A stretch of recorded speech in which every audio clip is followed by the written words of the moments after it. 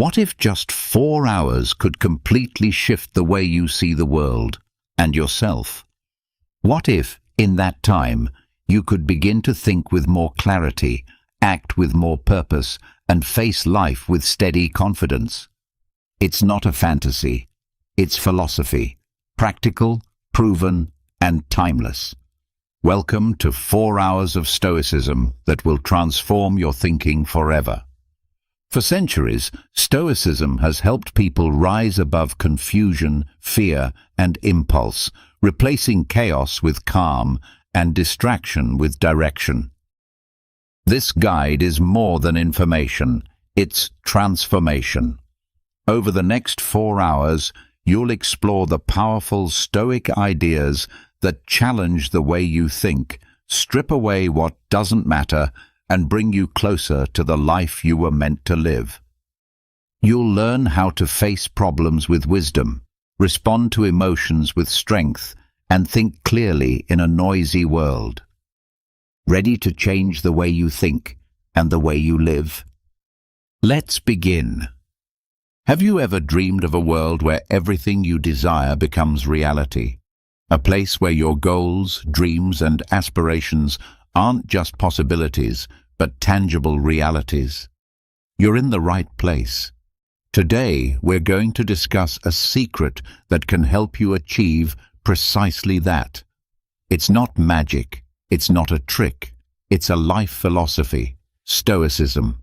Stoicism teaches us the importance of focusing on ourselves, our actions, our reactions, and our mindset.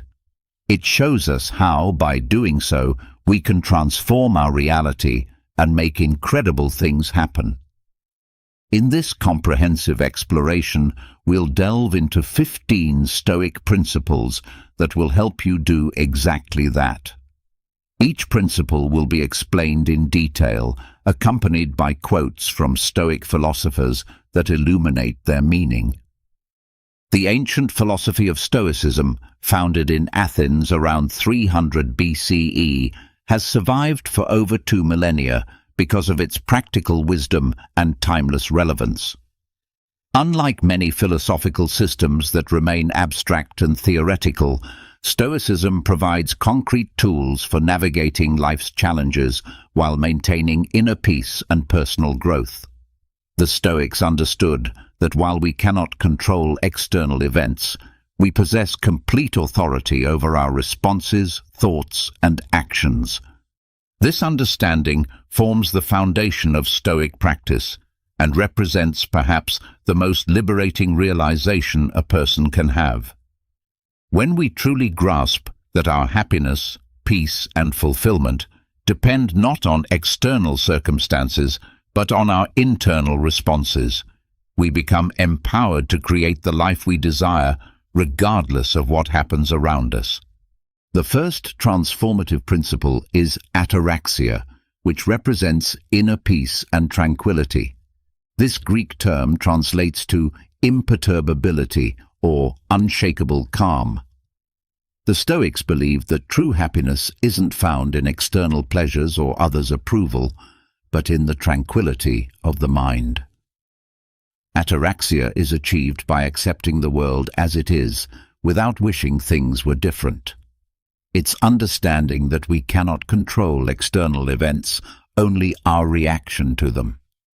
By freeing ourselves from expectations and accepting reality, we can find inner peace. As the famous Stoic philosopher Epictetus said, "It's not things that upset us, but our opinions about things."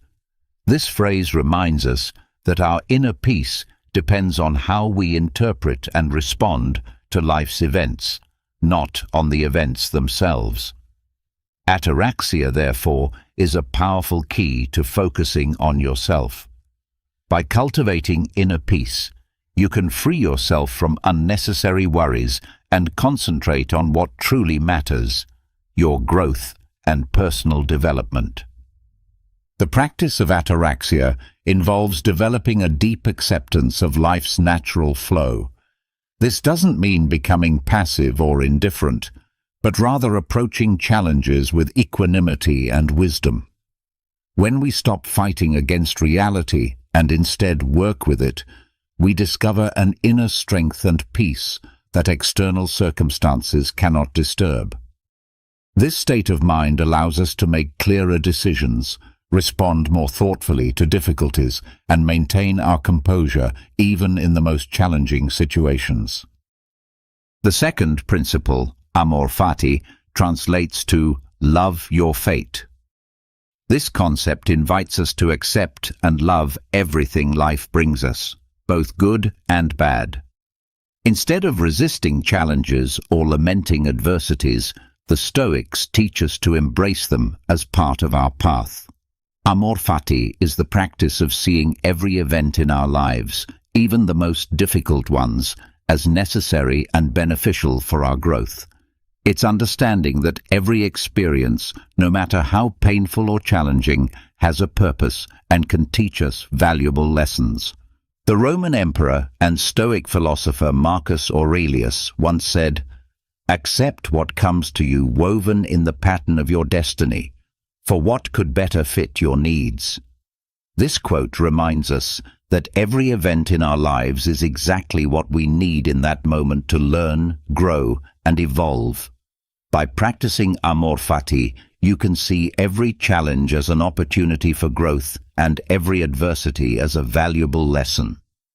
This perspective will allow you to focus on yourself and your personal development instead of getting trapped in resistance or resentment. Amor fati represents one of the most radical shifts in perspective that Stoicism offers. It asks us to move beyond mere acceptance to actual love and gratitude for our circumstances. This doesn't mean we become masochistic or seek out suffering, but rather that we recognize the growth potential in every situation. When we truly embrace amor fati, we transform from victims of circumstance into architects of our character, using every experience as raw material for becoming the person we aspire to be. The third principle is prosoche, which translates to mindfulness or attention. The Stoics emphasize the importance of living in the present and paying attention to our current actions and thoughts.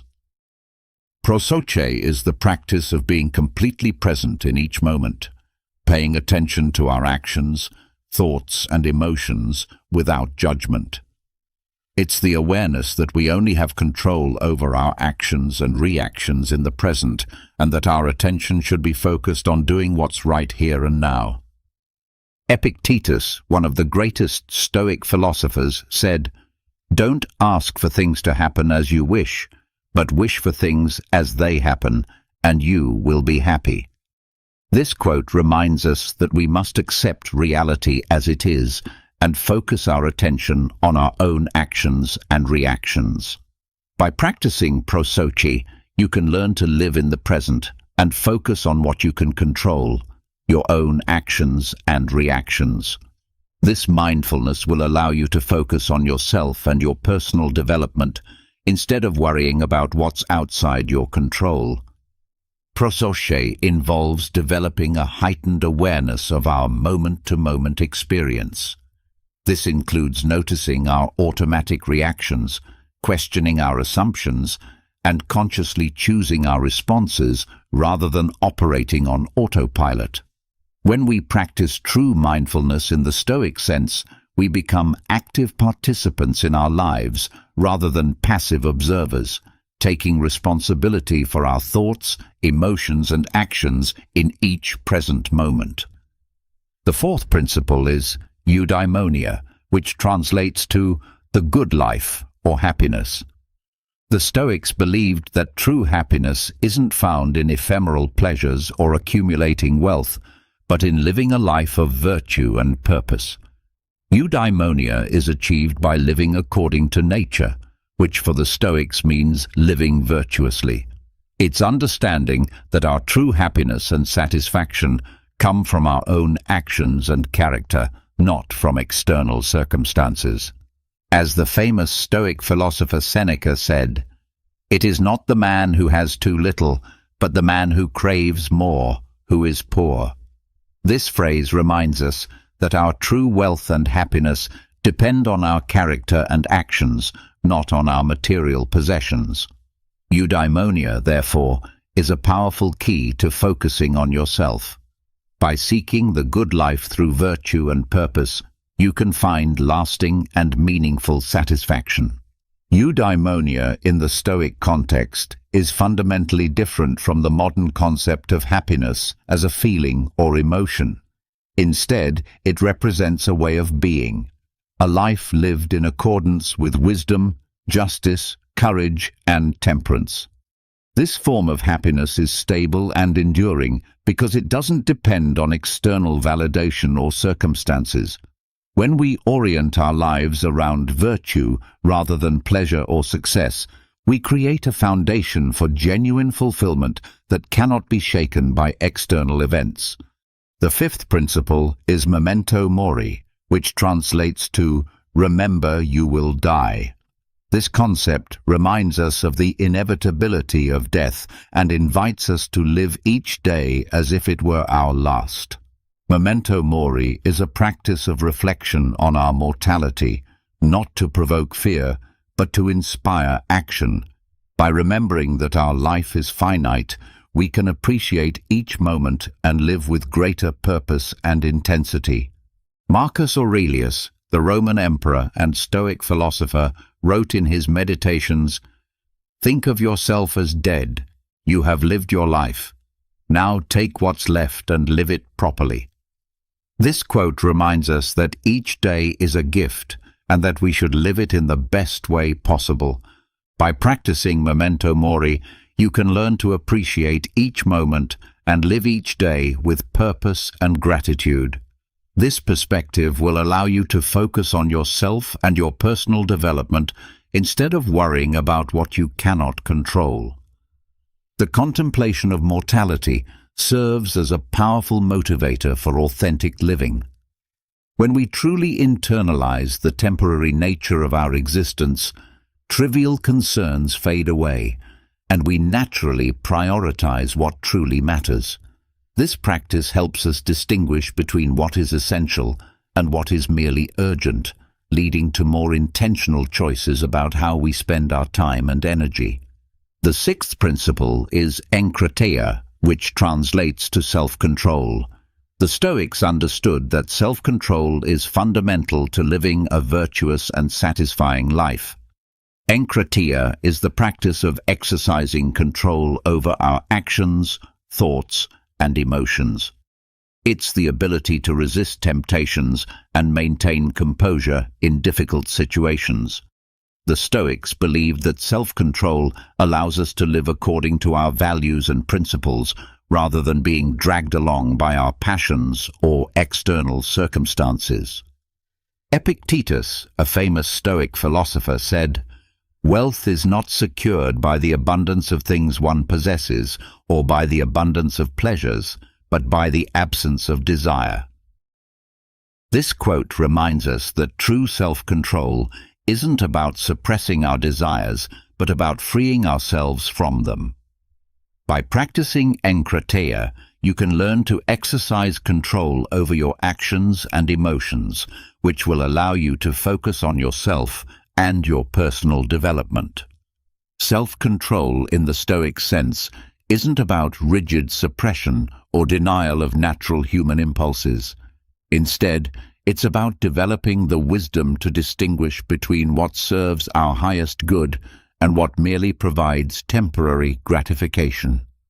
This form of self-mastery comes from understanding our values deeply and aligning our actions with them consistently, even when faced with immediate temptations or pressures.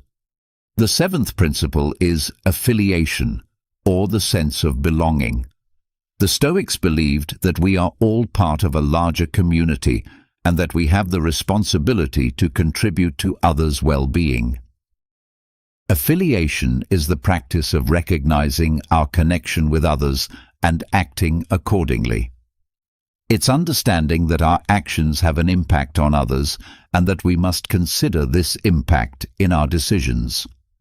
Heracles, a Stoic philosopher, proposed a model of concentric circles of affiliation in which oneself is at the center, followed by family, friends, community, humanity, and finally, the cosmos.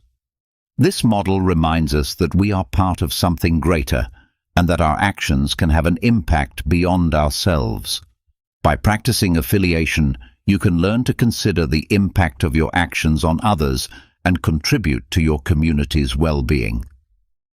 This perspective will allow you to focus on yourself and your personal development, while simultaneously contributing to others' well-being.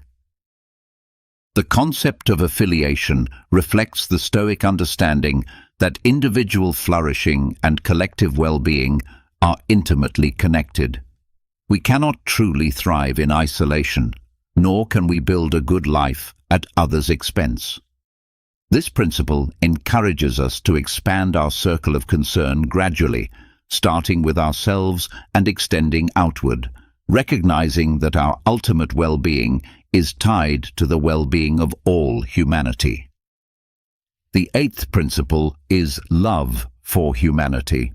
The Stoics believed in the importance of kindness and generosity toward others. This is the practice of acting with kindness and generosity toward others without expecting anything in return.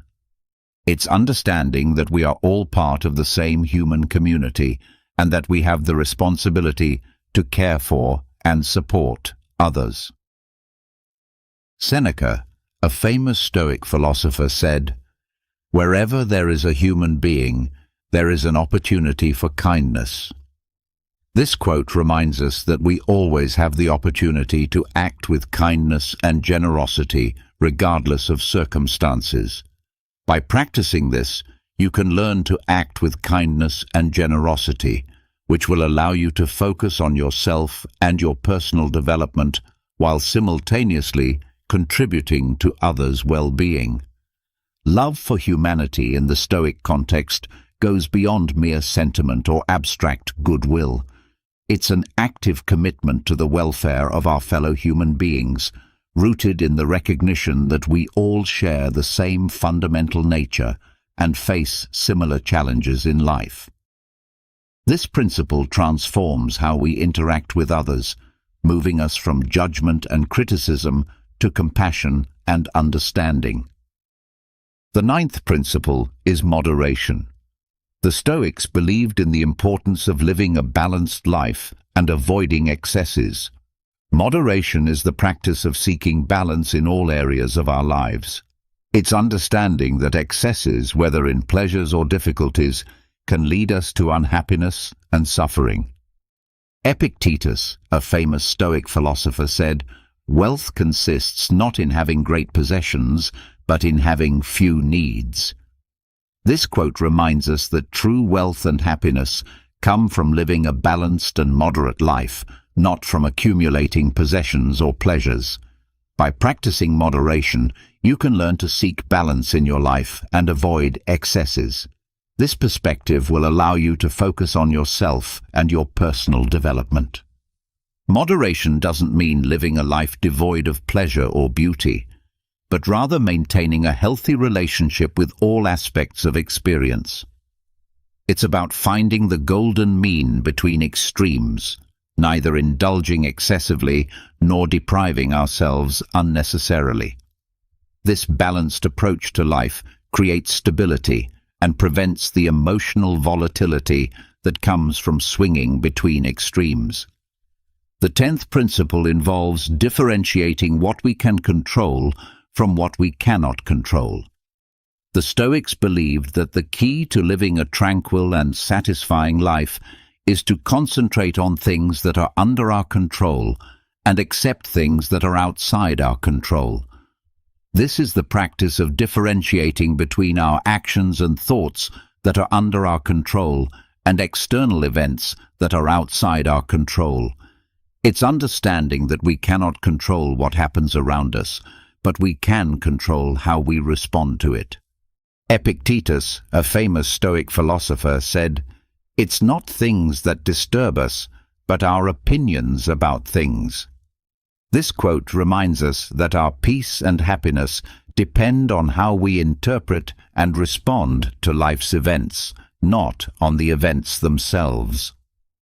By practicing this differentiation, you can learn to concentrate on what you can control and accept what you cannot control. This perspective will allow you to focus on yourself and your personal development. This fundamental distinction forms the cornerstone of Stoic practice and represents perhaps the most practical wisdom the philosophy offers. When we truly understand and internalize this principle, we stop wasting energy on things beyond our influence and instead channel all our effort into areas where we can make a genuine difference. This leads to both greater effectiveness and greater peace of mind. The 11th principle is the contemplation of future challenges or adversities. The Stoics regularly practice the exercise of visualizing possible challenges or difficulties they might face in the future. This is the practice of anticipating and mentally preparing for possible challenges or adversities. It's not about being pessimistic, but about being prepared and having an action plan in case things don't go as we expect. Seneca, a famous Stoic philosopher, said, "The wise man always considers that adversity is possible and therefore is prepared to face it." This quote reminds us that true wisdom isn't found in expecting the best, but in being prepared for the worst. By practicing this contemplation, you can learn to anticipate and prepare for challenges, which will allow you to maintain calm and composure even in the most difficult situations. This perspective will allow you to focus on yourself and your personal development. This practice, sometimes called negative visualization, isn't about cultivating pessimism or anxiety about the future. Instead, it's about building resilience and emotional strength by mentally rehearsing how we would handle various challenges. By contemplating potential difficulties while we're in a calm state, we develop the psychological resources to handle them if they actually occur. The 12th principle is universal connection. The Stoics believed that we are all part of a greater whole and that we are intrinsically connected to the universe. This is the practice of recognizing our connection to the universe and acting accordingly. It's understanding that our actions have an impact on the universe and that we must consider this impact in our decisions. Marcus Aurelius, the Roman emperor and Stoic philosopher, wrote in his Meditations, "What is not good for the hive is not good for the bee." This quote reminds us that we are part of a greater whole and that our actions can have an impact beyond ourselves. By practicing universal connection, you can learn to consider the impact of your actions on the universe and contribute to the universal community's well-being. This perspective will allow you to focus on yourself and your personal development. The concept of universal connection reflects the Stoic understanding that we are not isolated individuals, but integral parts of a cosmic whole. This perspective encourages us to think beyond our immediate self-interest and consider how our choices align with the greater good. It's a recognition that our individual flourishing is connected to the flourishing of the entire universe. The 13th principle is arete, which translates to excellence of character. The Stoics believed that life's goal is to develop a virtuous character and live according to nature. Arete is the practice of cultivating virtues and living according to our values. It's understanding that our true happiness and satisfaction come from our own actions and character, not from external circumstances. Epictetus, a famous Stoic philosopher, said, "Don't seek to have events happen as you want them, but want events as they happen, and you will have a tranquil life." This quote reminds us that our peace and happiness depend on how we interpret and respond to life's events, not on the events themselves. By practicing arete, you can learn to cultivate a virtuous character and live according to your values. This perspective will allow you to focus on yourself and your personal development.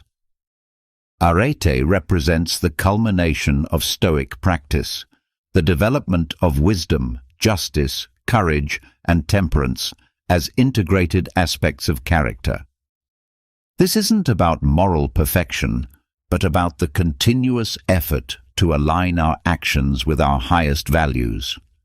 When we make virtue our primary goal, external achievements become secondary, and we find fulfillment in the process of becoming rather than in the outcomes we achieve. The 14th principle is duty.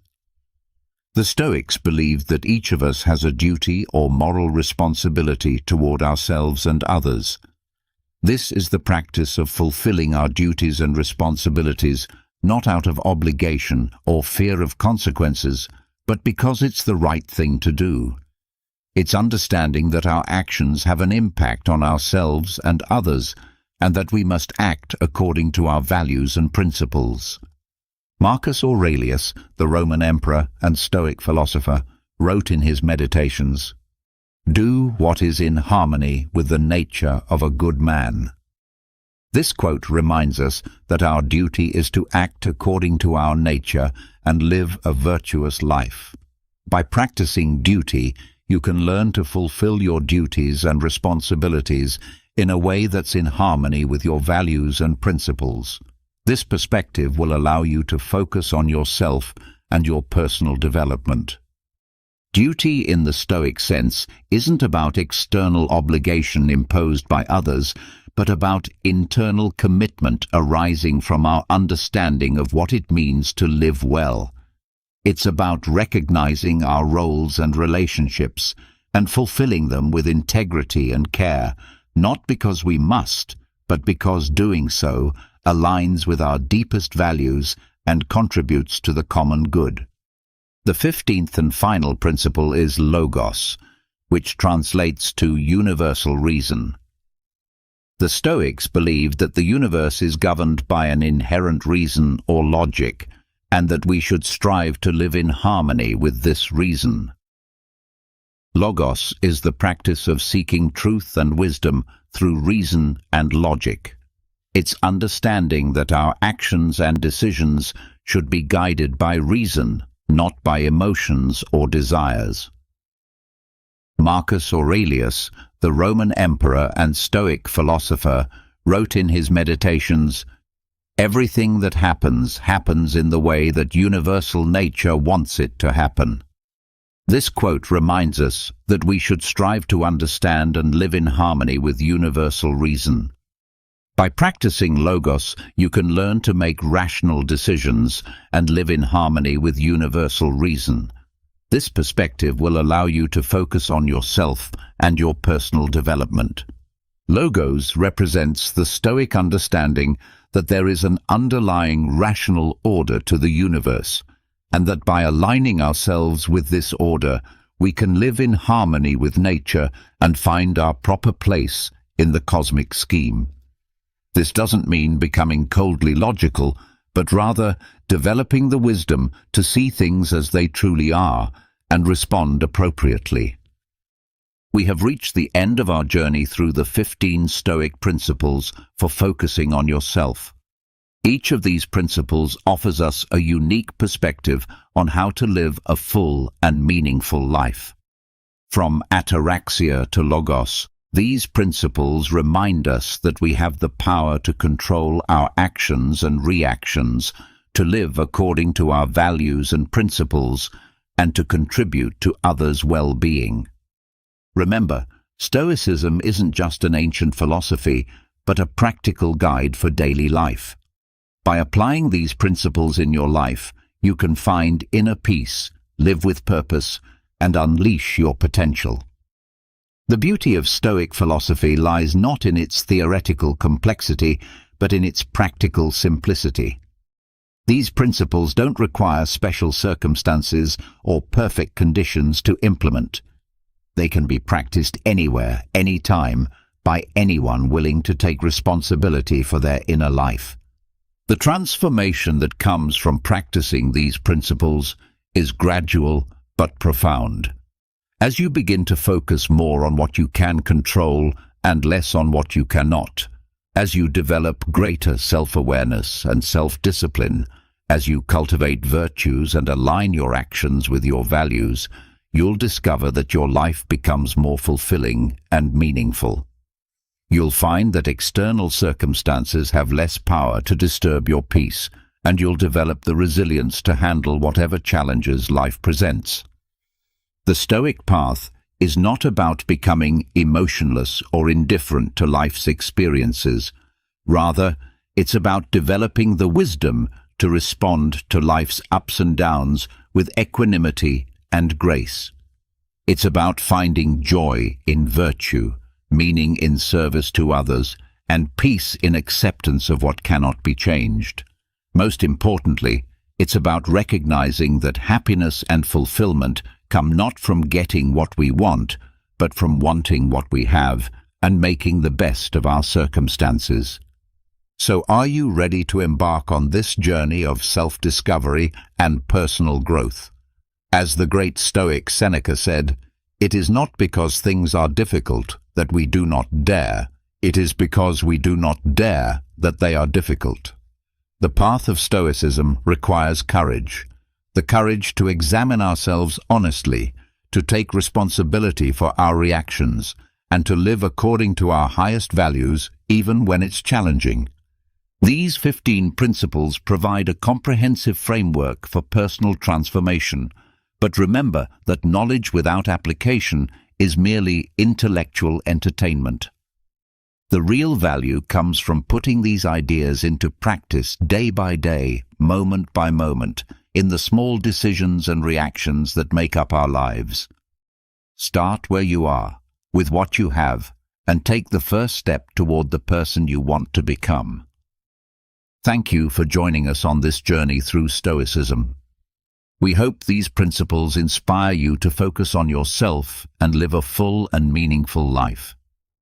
Until next time, remember that the power to transform your life lies within you, waiting to be awakened through the timeless wisdom of Stoic philosophy. Have you ever felt like life was testing you, pushing you to the edge, making you question whether things will ever get better? What if I told you that the darkest moments in your life are actually the signs that something amazing is about to happen? That your struggles, your failures, and even your loneliness are not the end, but the beginning of something greater? Yes, there are signs, clear signals from the universe that good times are right around the corner. But most people miss them. They don't realize that the pain they're experiencing is actually paving the way for their breakthrough. The human experience is filled with cycles of expansion and contraction, periods of struggle, followed by periods of growth.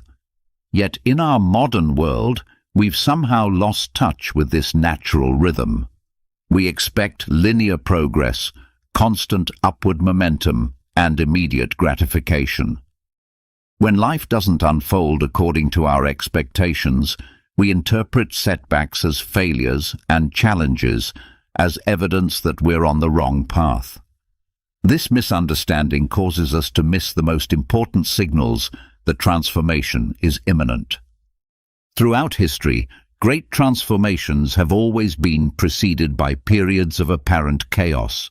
The caterpillar must dissolve completely before emerging as a butterfly. The seed must be buried in darkness before sprouting into light. The phoenix must burn before rising from its ashes. These are not merely poetic metaphors, they represent fundamental patterns of growth and renewal that govern all aspects of life, including your personal journey. Understanding these patterns and recognizing the signs of impending breakthrough can be the difference between giving up just before your moment of triumph and persevering through the final stretch of your transformation. The signs are there, waiting to be recognized by those who know what to look for. They appear in the midst of confusion, during periods of loss, through unexpected opportunities, and even in the depths of apparent failure. The first powerful indicator that your life is about to change dramatically involves the overwhelming sensation of feeling lost and confused. This isn't the casual uncertainty we might feel when making a small decision, but rather a profound disorientation that seems to touch every aspect of your existence. You find yourself questioning everything: your decisions, your relationships, your career path, and even your fundamental purpose in life. It's that overwhelming feeling of being stuck in the middle of nowhere, unsure of which direction to take, as if the ground beneath you is shifting and making you doubt whether you're even on the right path. But here's what most people don't realize. This isn't a sign of failure. It's a sign that transformation is on its way. Think about it carefully. When do people feel lost the most? It's not when they're stuck in a routine, living on autopilot, repeating the same patterns over and over. No, it happens when they're on the verge of something new, when their old life no longer fits, but the new one hasn't fully revealed itself yet. This confusion, this discomfort, is your cocoon breaking. Imagine a butterfly trapped inside its cocoon. It doesn't know what's happening. It's dark, it's tight, it feels suffocating, and then the struggle begins. It fights, pushing against the walls, desperately trying to break free. It doesn't realize that this battle is exactly what makes its wings strong enough to fly. Without this struggle, the butterfly would never leave the ground. The same is true for you right now. You might feel like nothing is making sense. You might feel like your life is falling apart. But what if it's not falling apart? What if it's falling into place? What if the confusion you're feeling is just the process of shedding your old self, making space for the person you're about to become? Every great transformation begins with a period of uncertainty. The people who never feel lost are usually the ones who never grow.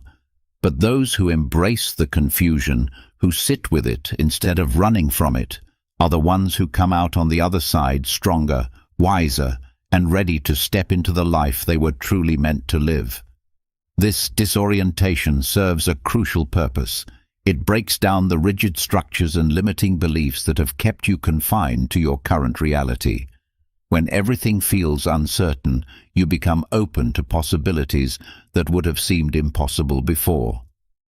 So if you're feeling lost right now, don't panic. Don't think of it as an ending. Think of it as the beginning of something greater than you can even imagine. This lost feeling is not a detour from your path. It is the path. It's the necessary dissolution that precedes reconstruction, the darkness that comes before dawn. The second significant sign involves the painful but necessary process of losing people who were once close to you. Have you ever noticed that as you start growing, evolving, and seeing life differently, certain people begin to drift away? The friendships that once felt unbreakable start to fade. Conversations that used to flow effortlessly now feel forced and awkward. The people who once supported you suddenly seem distant, uninterested, or even resentful of your growth. It's painful, it's confusing, and worst of all, it can make you feel like you're the problem. But what if I told you this is one of the clearest signs that something big is about to change in your life? Here's the truth. When you're about to level up, not everyone is meant to come with you. You can't carry everyone into your next chapter because not everyone is meant to be part of your story's next phase. Some people were only meant to walk with you for a certain distance, to teach you something, to play a role in your past, but they were never meant to be in your future. Think of it like a rocket launching into space. At a certain altitude, the boosters fall away, not because they were useless, but because their purpose has been fulfilled. If they stayed attached, they would hold the rocket back from reaching its full potential. The same applies to life. The people you're losing, it's not an accident, it's alignment. Your energy is shifting, your vibration is changing, and you're naturally attracting and repelling different types of people based on your new frequency. But here's where most people go wrong. They cling to the past.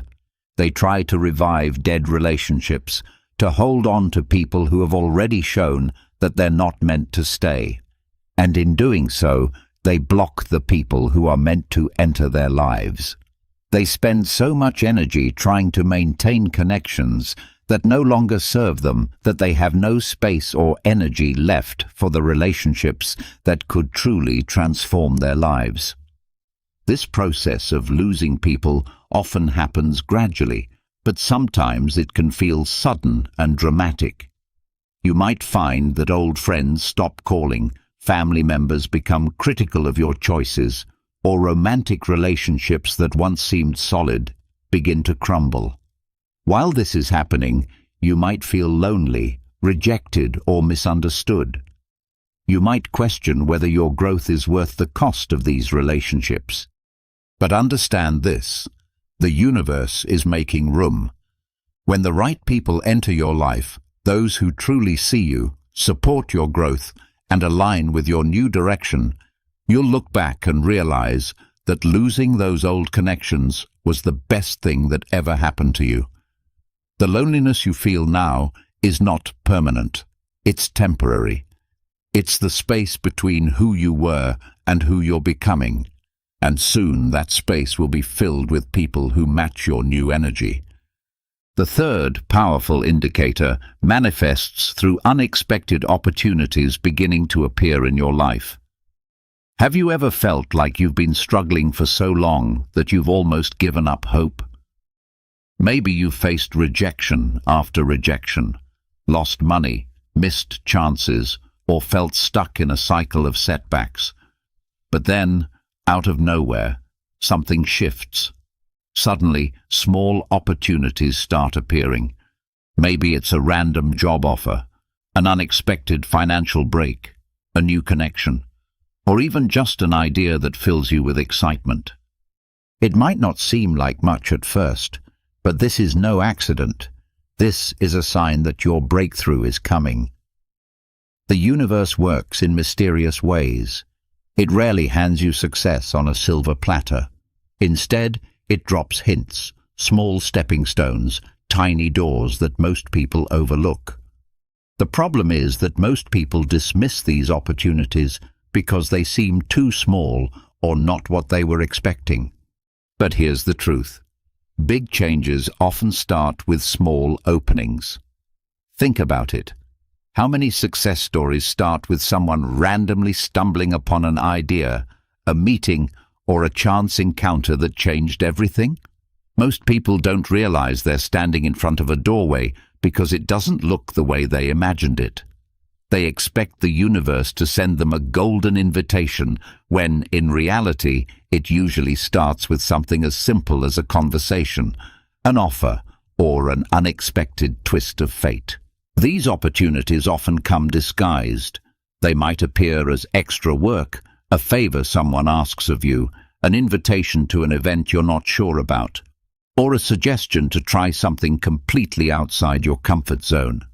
The key is learning to recognize the potential in these seemingly small moments. Every major breakthrough in your life will likely trace back to one of these insignificant opportunities that you chose to pursue. But here's the crucial part. You must act on these opportunities. If you wait for the perfect moment, you'll miss the signs completely. Even the smallest opportunity can be the spark that ignites your biggest transformation. These openings require faith and courage because you often can't see where they'll lead. You have to trust that they're part of a larger pattern guiding you toward your destiny. If you notice unexpected chances coming your way, don't hesitate. Take them, explore them, and trust that they're leading you somewhere greater than you can see right now. Because when doors start opening, even just a crack, it's a sign that something much bigger is about to unfold in your life. The fourth sign emerges as an overwhelming feeling that you need to change something fundamental about your life. Have you ever woken up one day and felt like something in your life just isn't right anymore? Maybe your daily routine feels exhausting instead of fulfilling. The job you once loved now feels suffocating. The people around you no longer inspire you, and deep inside, there's this unshakable feeling that you're meant for something more. You can't explain it, but you just know you need a change. That feeling, that's not just restlessness. That's your intuition screaming at you. Most people ignore this urge. They convince themselves that it's just a phase, that they should be grateful for what they have, that taking a risk might be dangerous. But here's the truth. When your soul starts craving change, it's because you've outgrown your current reality. Think of it like wearing a pair of shoes that used to fit perfectly, but now every step feels tight and uncomfortable. You can try to force yourself to keep walking in them, but eventually the pain will become unbearable. This is what happens when you resist change. The more you ignore your intuition, the more uncomfortable life will become. The job that once made you happy will start draining your energy. The relationships that once felt secure will feel forced. Even your daily routine will start feeling like a prison. This happens because when your soul is ready to evolve, staying the same will start to hurt. Your higher self is calling you forward, and every day you resist that call, the tension between who you are and who you're meant to become grows stronger. This tension manifests as dissatisfaction, restlessness, anxiety, or a general sense that life is passing you by. But here's the most important part. This feeling is a sign that something better is waiting for you on the other side. That restless energy is not meant to frustrate you. It's meant to wake you up. It's the universe nudging you towards something greater, pushing you out of your comfort zone so you can step into the life you're truly meant to live. The changes you're being called to make might seem scary or impractical. They might require you to leave behind security, comfort, or the approval of others. But understand that this discomfort is purposeful. It's designed to make staying where you are more painful than taking the leap into the unknown. Your soul is using discomfort as a compass, pointing you in the direction of your growth. So, if you've been feeling this urge, don't silence it. Listen to it, honor it, act on it. Because the moment you start following that inner calling, you'll realize that it wasn't just a random feeling. It was your future self pulling you toward the life you were always meant to have. The fifth indicator reveals itself through an increased focus on self-improvement and personal development. Have you ever felt a sudden, unstoppable urge to improve yourself? Maybe you've started reading books you never cared about before. You're drawn to motivational content, life lessons, and success stories. You find yourself questioning old habits and replacing them with new, better ones. This isn't just a phase. This is your mind preparing you for the next level of your life. Most people don't wake up one day and suddenly want to improve themselves for no reason. That hunger for growth, that deep need to become better, is a sign that something big is about to shift in your life. It's like your subconscious already knows that new opportunities, new challenges, and new blessings are on the way, and it's getting you ready to handle them. Think about it. You wouldn't train for a marathon if you weren't about to run one. In the same way, you wouldn't suddenly crave knowledge, discipline, and self-improvement unless your future required you to level up. Your mindset is shifting because your reality is about to shift. The version of you that's coming needs to be sharper, stronger, and more prepared than ever before. This phase of intense self-improvement often feels almost compulsive. You might find yourself staying up late reading personal development books, listening to podcasts during every spare moment, or completely restructuring your daily routine to include new healthy habits. You might start exercising regularly for the first time in years, begin meditating, or decide to learn new skills that have nothing to do with your current job or circumstances. What's happening is that you're unconsciously preparing for opportunities and challenges that haven't manifested yet. Your inner wisdom recognizes that transformation is coming and is ensuring you'll be ready when it arrives. This preparation phase is crucial because the opportunities that are coming will require you to be a different person than you are today. But here's what most people don't realize. Self-improvement isn't random. It's a sign that you're stepping into a new chapter, a sign that the struggles you've been through weren't for nothing, a sign that you're being positioned for something greater. Your soul is preparing you for elevation, and every book you read, every habit you change, every skill you develop is building the foundation for your new reality. So if you're suddenly obsessed with learning, if you're pushing yourself harder, if you feel this inner drive to be more than who you were yesterday, embrace it. This is your transformation phase. Your future is calling, and you are getting ready to answer.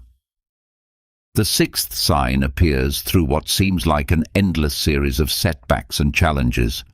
Have you ever felt like life is hitting you from every direction? One problem after another, like an endless storm that refuses to pass. You try to move forward, but every step feels like a battle. You fix one issue and two more appear. It's frustrating, it's exhausting, and worst of all, it makes you question whether you're even on the right path. But what if I told you this isn't a sign of failure? It's a sign that something big is about to shift. It may sound crazy, but before every major breakthrough, life tests you. It pushes you, shakes you, and challenges you to your very core. Why? Because it wants to see if you're truly ready for the next level. Think about it. If success, happiness, and transformation were handed to you effortlessly, you wouldn't value them. You wouldn't be prepared to handle them. The struggle is not a punishment, it's preparation. Look at some of the most successful, powerful people in history. Almost all of them went through an intense period of struggle before their big break. Why? Because that struggle built their resilience. It forced them to grow into the person they needed to be in order to handle what was coming next. And right now, that's exactly what's happening to you. These setbacks aren't random, they're strategic. Each challenge is teaching you something, strengthening something, or removing something that would hold you back in your new reality. The universe is stress testing you, making sure you have the strength, wisdom, and character to handle the success that's coming. Imagine an archer pulling back a bowstring. The farther it's pulled back, the greater the force when it's finally released. Your setbacks are that bowstring. Every challenge, every delay, every failure is pulling you back, not to break you, but to launch you forward with unstoppable momentum. The further back you're pulled, the more powerful your eventual launch will be. These setbacks often intensify right before a breakthrough, because the universe needs to clear away everything that doesn't align with your new path. Old patterns, limiting beliefs, toxic relationships, and outdated circumstances must be removed to make space for what's coming. Sometimes this removal process is gentle, but often it's dramatic and painful, because we resist letting go of what we know, even when it no longer serves us.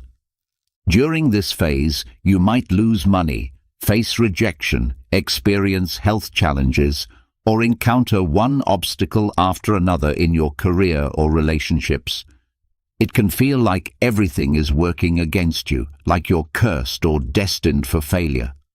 But what's really happening is that you're being refined, strengthened, and prepared for a level of success you've never experienced before. So, if you feel like everything is going wrong, if you're drowning in setbacks, and nothing seems to be working, don't give up. It's not the end of your story, it's the turning point. Because when life pushes you to your limits, it's not trying to destroy you, it's trying to transform you. And if you hold on just a little longer, you'll see that everything was falling apart just so it could come together in a way you never expected. The seventh and perhaps most profound sign involves experiencing a deep sense of peace despite external chaos. This is the ultimate sign, the one that defies all logic. Your world might be falling apart. Finances are tight. Relationships are crumbling. Challenges are stacking up one after another. But strangely, you don't feel panic. Instead, deep inside, there's an unshakable sense of calm, a feeling that even though everything around you seems to be in chaos, something big is about to shift in your favor. This feeling is not an illusion. It's not denial. It's your soul recognizing the truth before your mind can fully grasp it. It's like standing in the eye of a storm.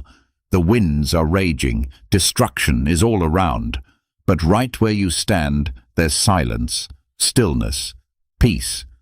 That's because you are exactly where you need to be.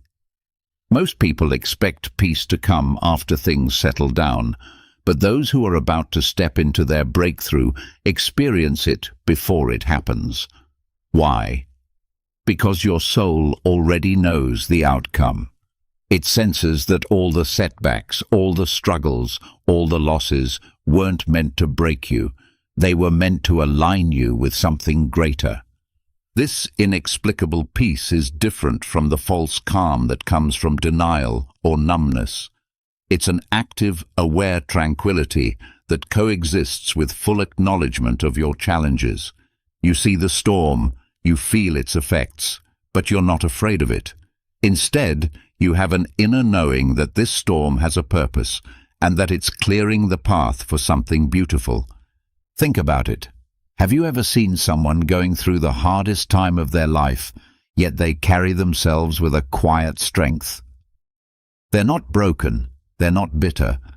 They just know, deep down, that everything happening right now is part of a bigger plan. That kind of peace is not ordinary. That kind of peace is a sign. This profound calm often comes after you've been through enough challenges to know that you're stronger than you thought. You've survived things you didn't think you could survive, and that gives you confidence that you can handle whatever comes next. You begin to trust the process of life, even when you can't see where it's leading. When you reach this state, you stop fighting against your circumstances and start flowing with them. You maintain your effort and take appropriate action, but you're no longer attached to specific outcomes in the same desperate way. You understand that something bigger than your limited perspective is orchestrating events, and you trust that orchestration even when it's temporarily uncomfortable. So if you're feeling this strange, quiet confidence, even when everything on the outside looks uncertain, trust it. It means your breakthrough is closer than you think. It means the storm isn't here to destroy you, it's here to clear the path. And on the other side of this chaos, your good times are waiting. Understanding these 7 signs can transform how you navigate life's challenges. Instead of seeing difficulties as evidence of failure, you can recognize them as signals of impending transformation. Instead of fearing change, you can embrace it as evolution. Instead of feeling victimized by setbacks, you can see them as preparation for your breakthrough. The key is learning to trust the process even when you can't see the destination. Your transformation is happening whether you recognize it or not. But when you understand these signs, you can actively participate in your evolution instead of merely enduring it.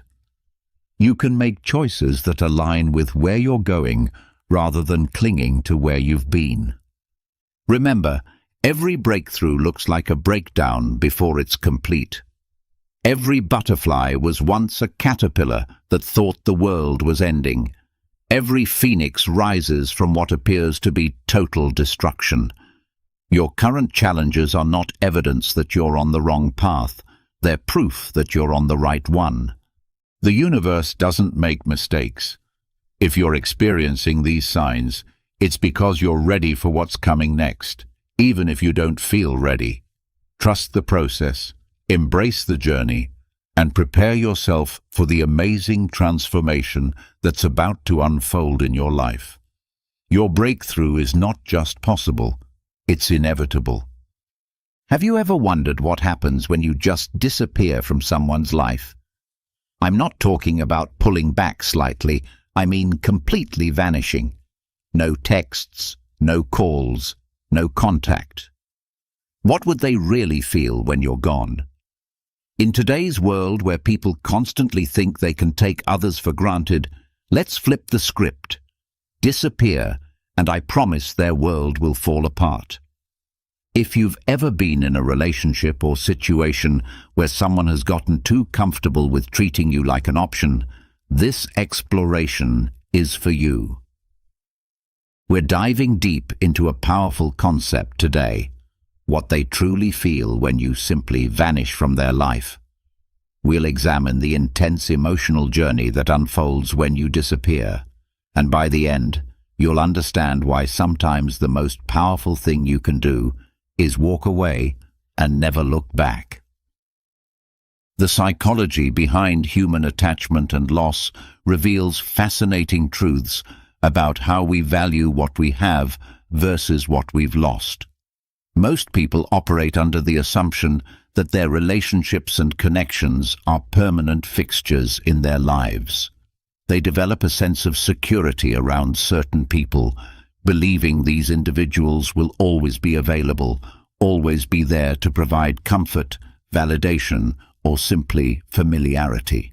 This assumption creates a dangerous complacency that leads to taking people for granted.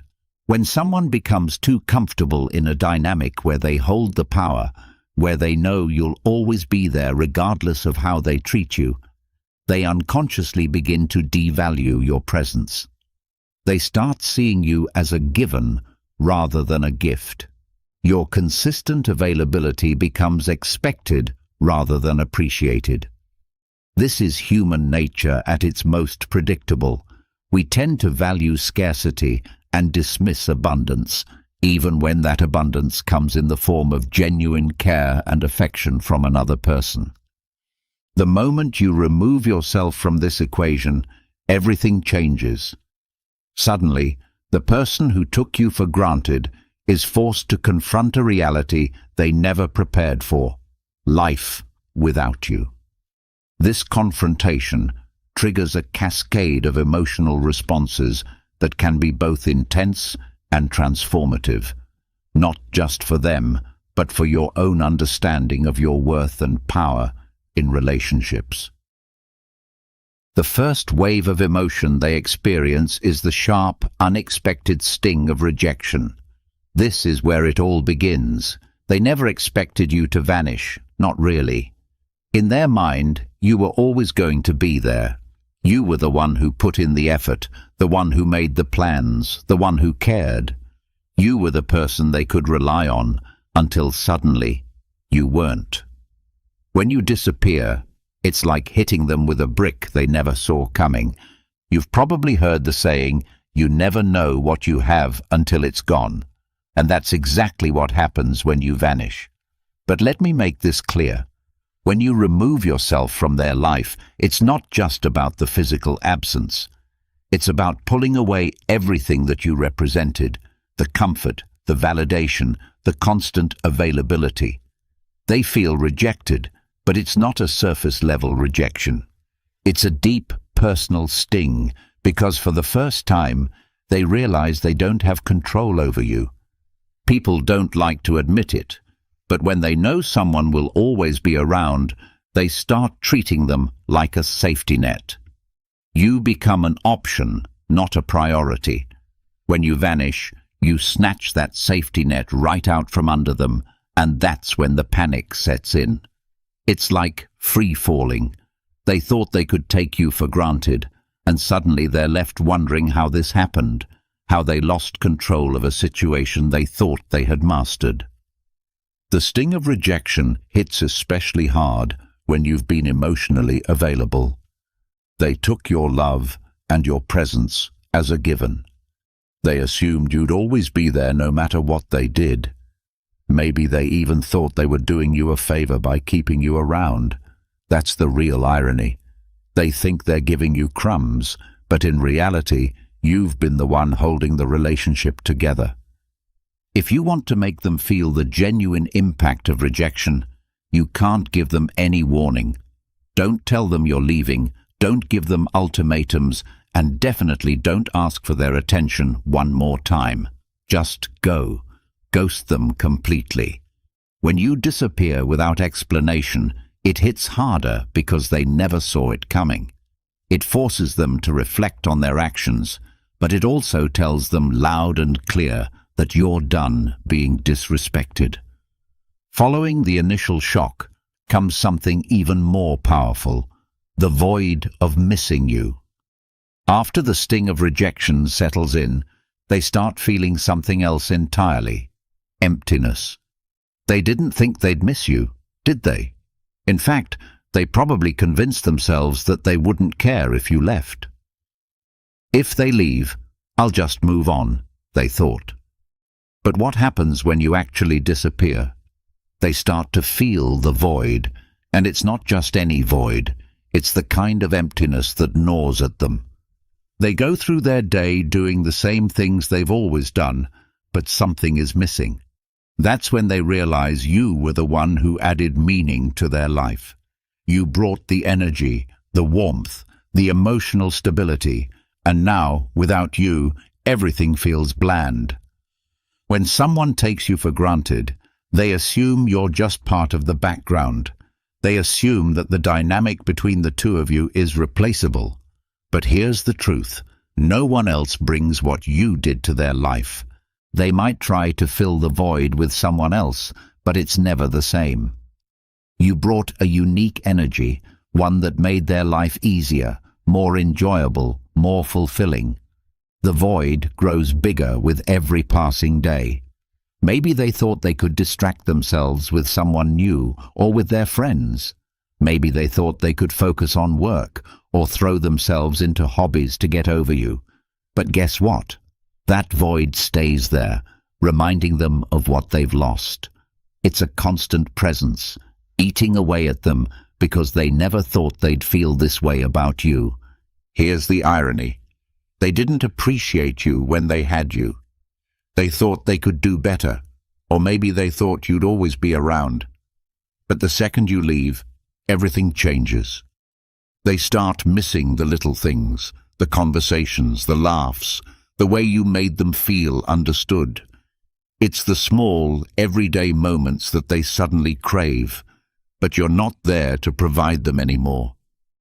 The void deepens because they begin to understand that losing you wasn't just about losing a person, it was about losing a feeling, a sense of security, a source of positive energy that they had unconsciously come to depend on. They realized that your presence had been filling spaces in their life they didn't even know existed until those spaces became glaringly empty. As the void intensifies, overwhelming curiosity takes hold. By this point, they're deep in the emptiness, and they start to get desperate. Curiosity kicks in, and it's overwhelming. The big question in their mind now is, where are they? What are they doing? Who are they with? They become obsessed with knowing what's going on in your life because they no longer have access to you. You're a mystery, And nothing is more unsettling than not knowing what's going on with someone who was once so close. In the age of social media, this stage is even more intense. They'll be checking your Instagram, Facebook, TikTok, every platform, just to get a glimpse of what you're up to. But here's the kicker. You're not giving them anything. You've gone dark. No updates, no stories, no posts, nothing. And it drives them crazy. Why? Because human beings hate the unknown. The moment you vanish, their mind starts running wild with questions. This is where their insecurity kicks in. They start wondering if you've moved on. Are they seeing someone else? Are they better off without me? They can't handle not knowing, so they become fixated on trying to find answers. This is when they might even reach out to mutual friends, trying to get information about you. They'll ask questions, but they'll be too proud to admit they care. It's a sad sight, really. Someone who thought they didn't need you now, going out of their way to figure out what you're doing.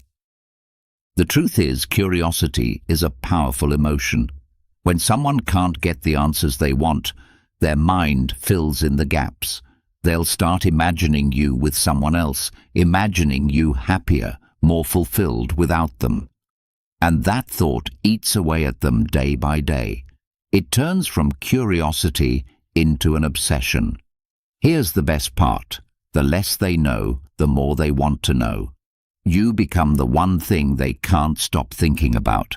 To fuel their curiosity, you need to become a ghost. Go completely off the grid. Don't post anything that could give them clues about your life. Let them wonder. Let them stew in their own thoughts, trying to figure out what's happening with you. Every time they pick up their phone to check on you and find nothing, it'll drive them closer to the edge. You hold the power now, and their curiosity is your biggest asset. This curiosity phase gradually transitions into something more profound, deep self-reflection.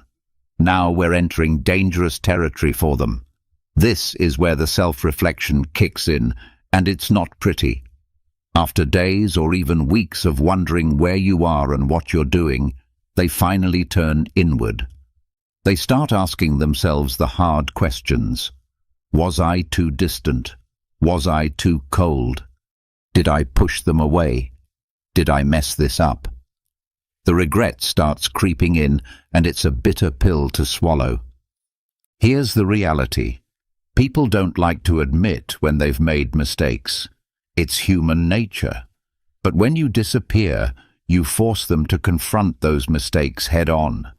Without you there to reassure them or smooth things over, they're left to face their own behavior, and it's not a fun experience. They start replaying every interaction in their mind, questioning whether they could have done something differently. They remember the times they ignored your texts, the times they brushed off your feelings, the times they made you feel like you were an afterthought. And it hits them hard because deep down, they know they had a good thing going, but that they took it for granted. Now they're stuck with their own thoughts, and those thoughts are brutal. This stage is especially powerful because it's internal. They can't blame you anymore. You're not around to argue with or to make excuses to. The only person they can blame is themselves, and that's a tough pill to swallow. The self-reflection gets deeper as time goes on, and the more they reflect, the more they realize how much they messed up. The guilt builds, and they start wishing they could go back in time and do things differently. But it's too late for that now. During this stage, it's crucial that you don't reach out. Don't try to explain why you left or make them see the error of their ways. Let them figure it out on their own. Self-reflection is most powerful when it happens internally. The more time they spend reflecting, the more they'll realize that they were the reason things went wrong. Let them sit with that guilt. It's a valuable lesson they need to learn. As the self-reflection deepens, something significant shifts inside them, the urge to pursue you. Now that they've spent enough time questioning themselves, They go from self-doubt to wanting you back. The tables have turned completely. You were once the one who put in all the effort, who cared, who pursued. But now it's their turn. The urge to pursue you becomes overwhelming. They can't stop thinking about you, can't stop wanting to reach out, can't stop wondering if it's too late to make things right. They'll start sending those "I've been thinking about you" texts. They'll like your old Instagram posts, maybe even comment on something to see if you respond. They might send a late-night message after a few drinks, hoping to rekindle what was lost. Here's the thing, they're chasing you now. They've gone from taking you for granted to desperately wanting you back. And this is where you hold all the power. The urge to pursue you is strong, but you don't need to respond. In fact, you shouldn't. Let them feel the desperation. Let them wonder if you've moved on. The more they pursue, the more they'll realize that they've lost control of the situation. They no longer hold the upper hand, and that drives them crazy. When they start chasing, don't give in. The moment you respond, the power shifts back to them. You've worked too hard to reclaim your worth, and now is not the time to give that away. Let them pursue you, but don't reward their efforts. Silence is your strongest tool here. Let them feel the frustration of wanting something they can no longer have. During this pursuit phase, they often experience an internal battle between relief and regret. When you first disappear, they might feel a brief sense of relief. It's that initial feeling of freedom. They tell themselves, "Finally, I don't have to deal with them anymore." And maybe they even feel good about it. But here's the thing about that so-called freedom. It's an illusion. It feels exciting at first, but it's superficial and temporary. They go out, hang with their friends, swipe right a few times, and for a moment they think everything's going to be okay. But as soon as they're alone, sitting in their quiet apartment or scrolling through their phone, that's when the regret starts creeping in. They begin to realize that freedom without you is actually emptiness, that the people they thought could replace you are just surface-level distractions. It's like drinking salt water when you're thirsty. It feels like a solution, but it just leaves them more dehydrated, more desperate, more regretful. What's more, in today's world of casual dating and hookups, people often think that moving on will be as easy as finding someone new. But it's not. They quickly learn that you can't replace someone who gave you emotional stability and a real connection with some quick fix or a meaningless fling. And that's the realization that knocks them flat on their back. Let them experience this freedom.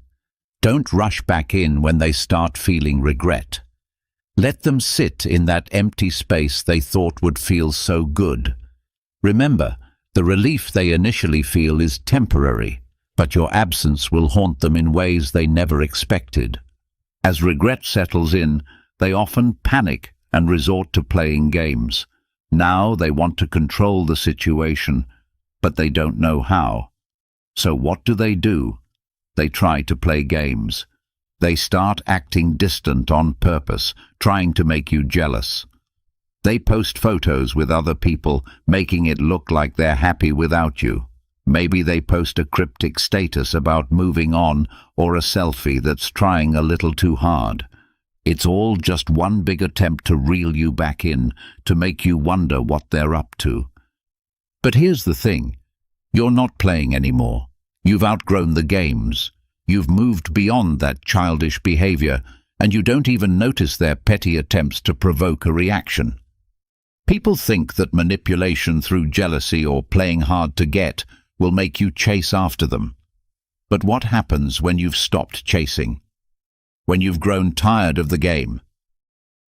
They'll throw everything at you. Subtle digs, passive-aggressive comments, exaggerated posts on social media.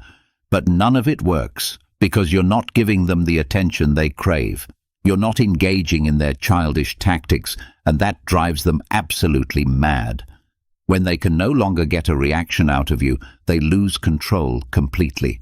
They're left flailing, grasping for something they can no longer manipulate. Don't engage. Ignore the cryptic posts. Don't react to the photos with other people.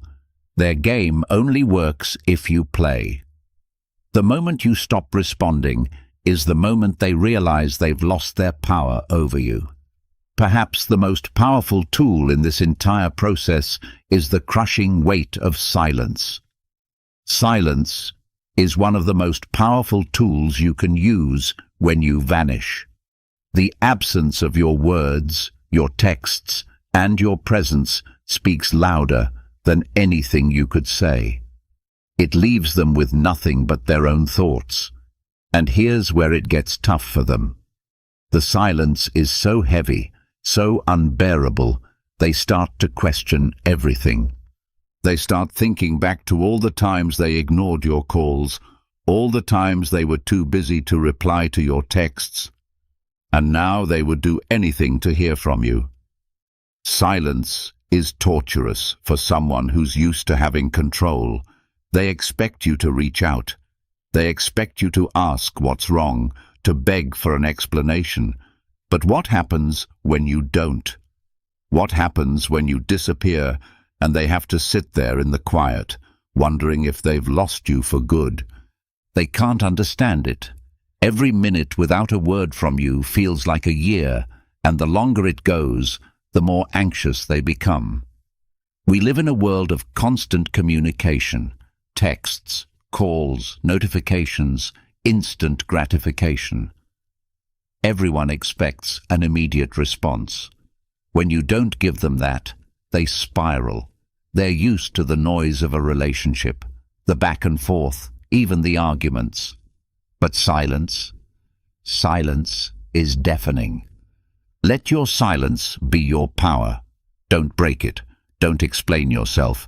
Let them feel the weight of their own actions through the absence of your words. They'll soon realize that losing access to you is far worse than any argument you could have had. All of these emotional stages culminate in the most powerful reaction of all, the fear that brings them crawling back. This is where it all comes crashing down. Fear. This is the part they never thought would happen, the part where they're actually scared of losing you. For a long time, they were comfortable. They thought you'd always be there. They took your presence for granted, thinking you were the one who'd stick around no matter what. But now you're gone, and they're terrified. The fear hits them harder than anything else. They start to think, what if I lost them for good? What if they've moved on to someone else? The idea of you being with someone new consumes their mind. They'll picture you laughing with someone else, making memories with someone else, and the thought of it makes them sick to their stomach. They're no longer worried about their pride, their ego, or playing it cool. Now all they can think about is getting you back. This fear drives them to do things they swore they'd never do. They'll reach out, they'll apologize, they'll beg. Maybe they send long messages explaining how they didn't appreciate you before, but now they realize how much you meant. Maybe they show up at your door unannounced, hoping for a second chance.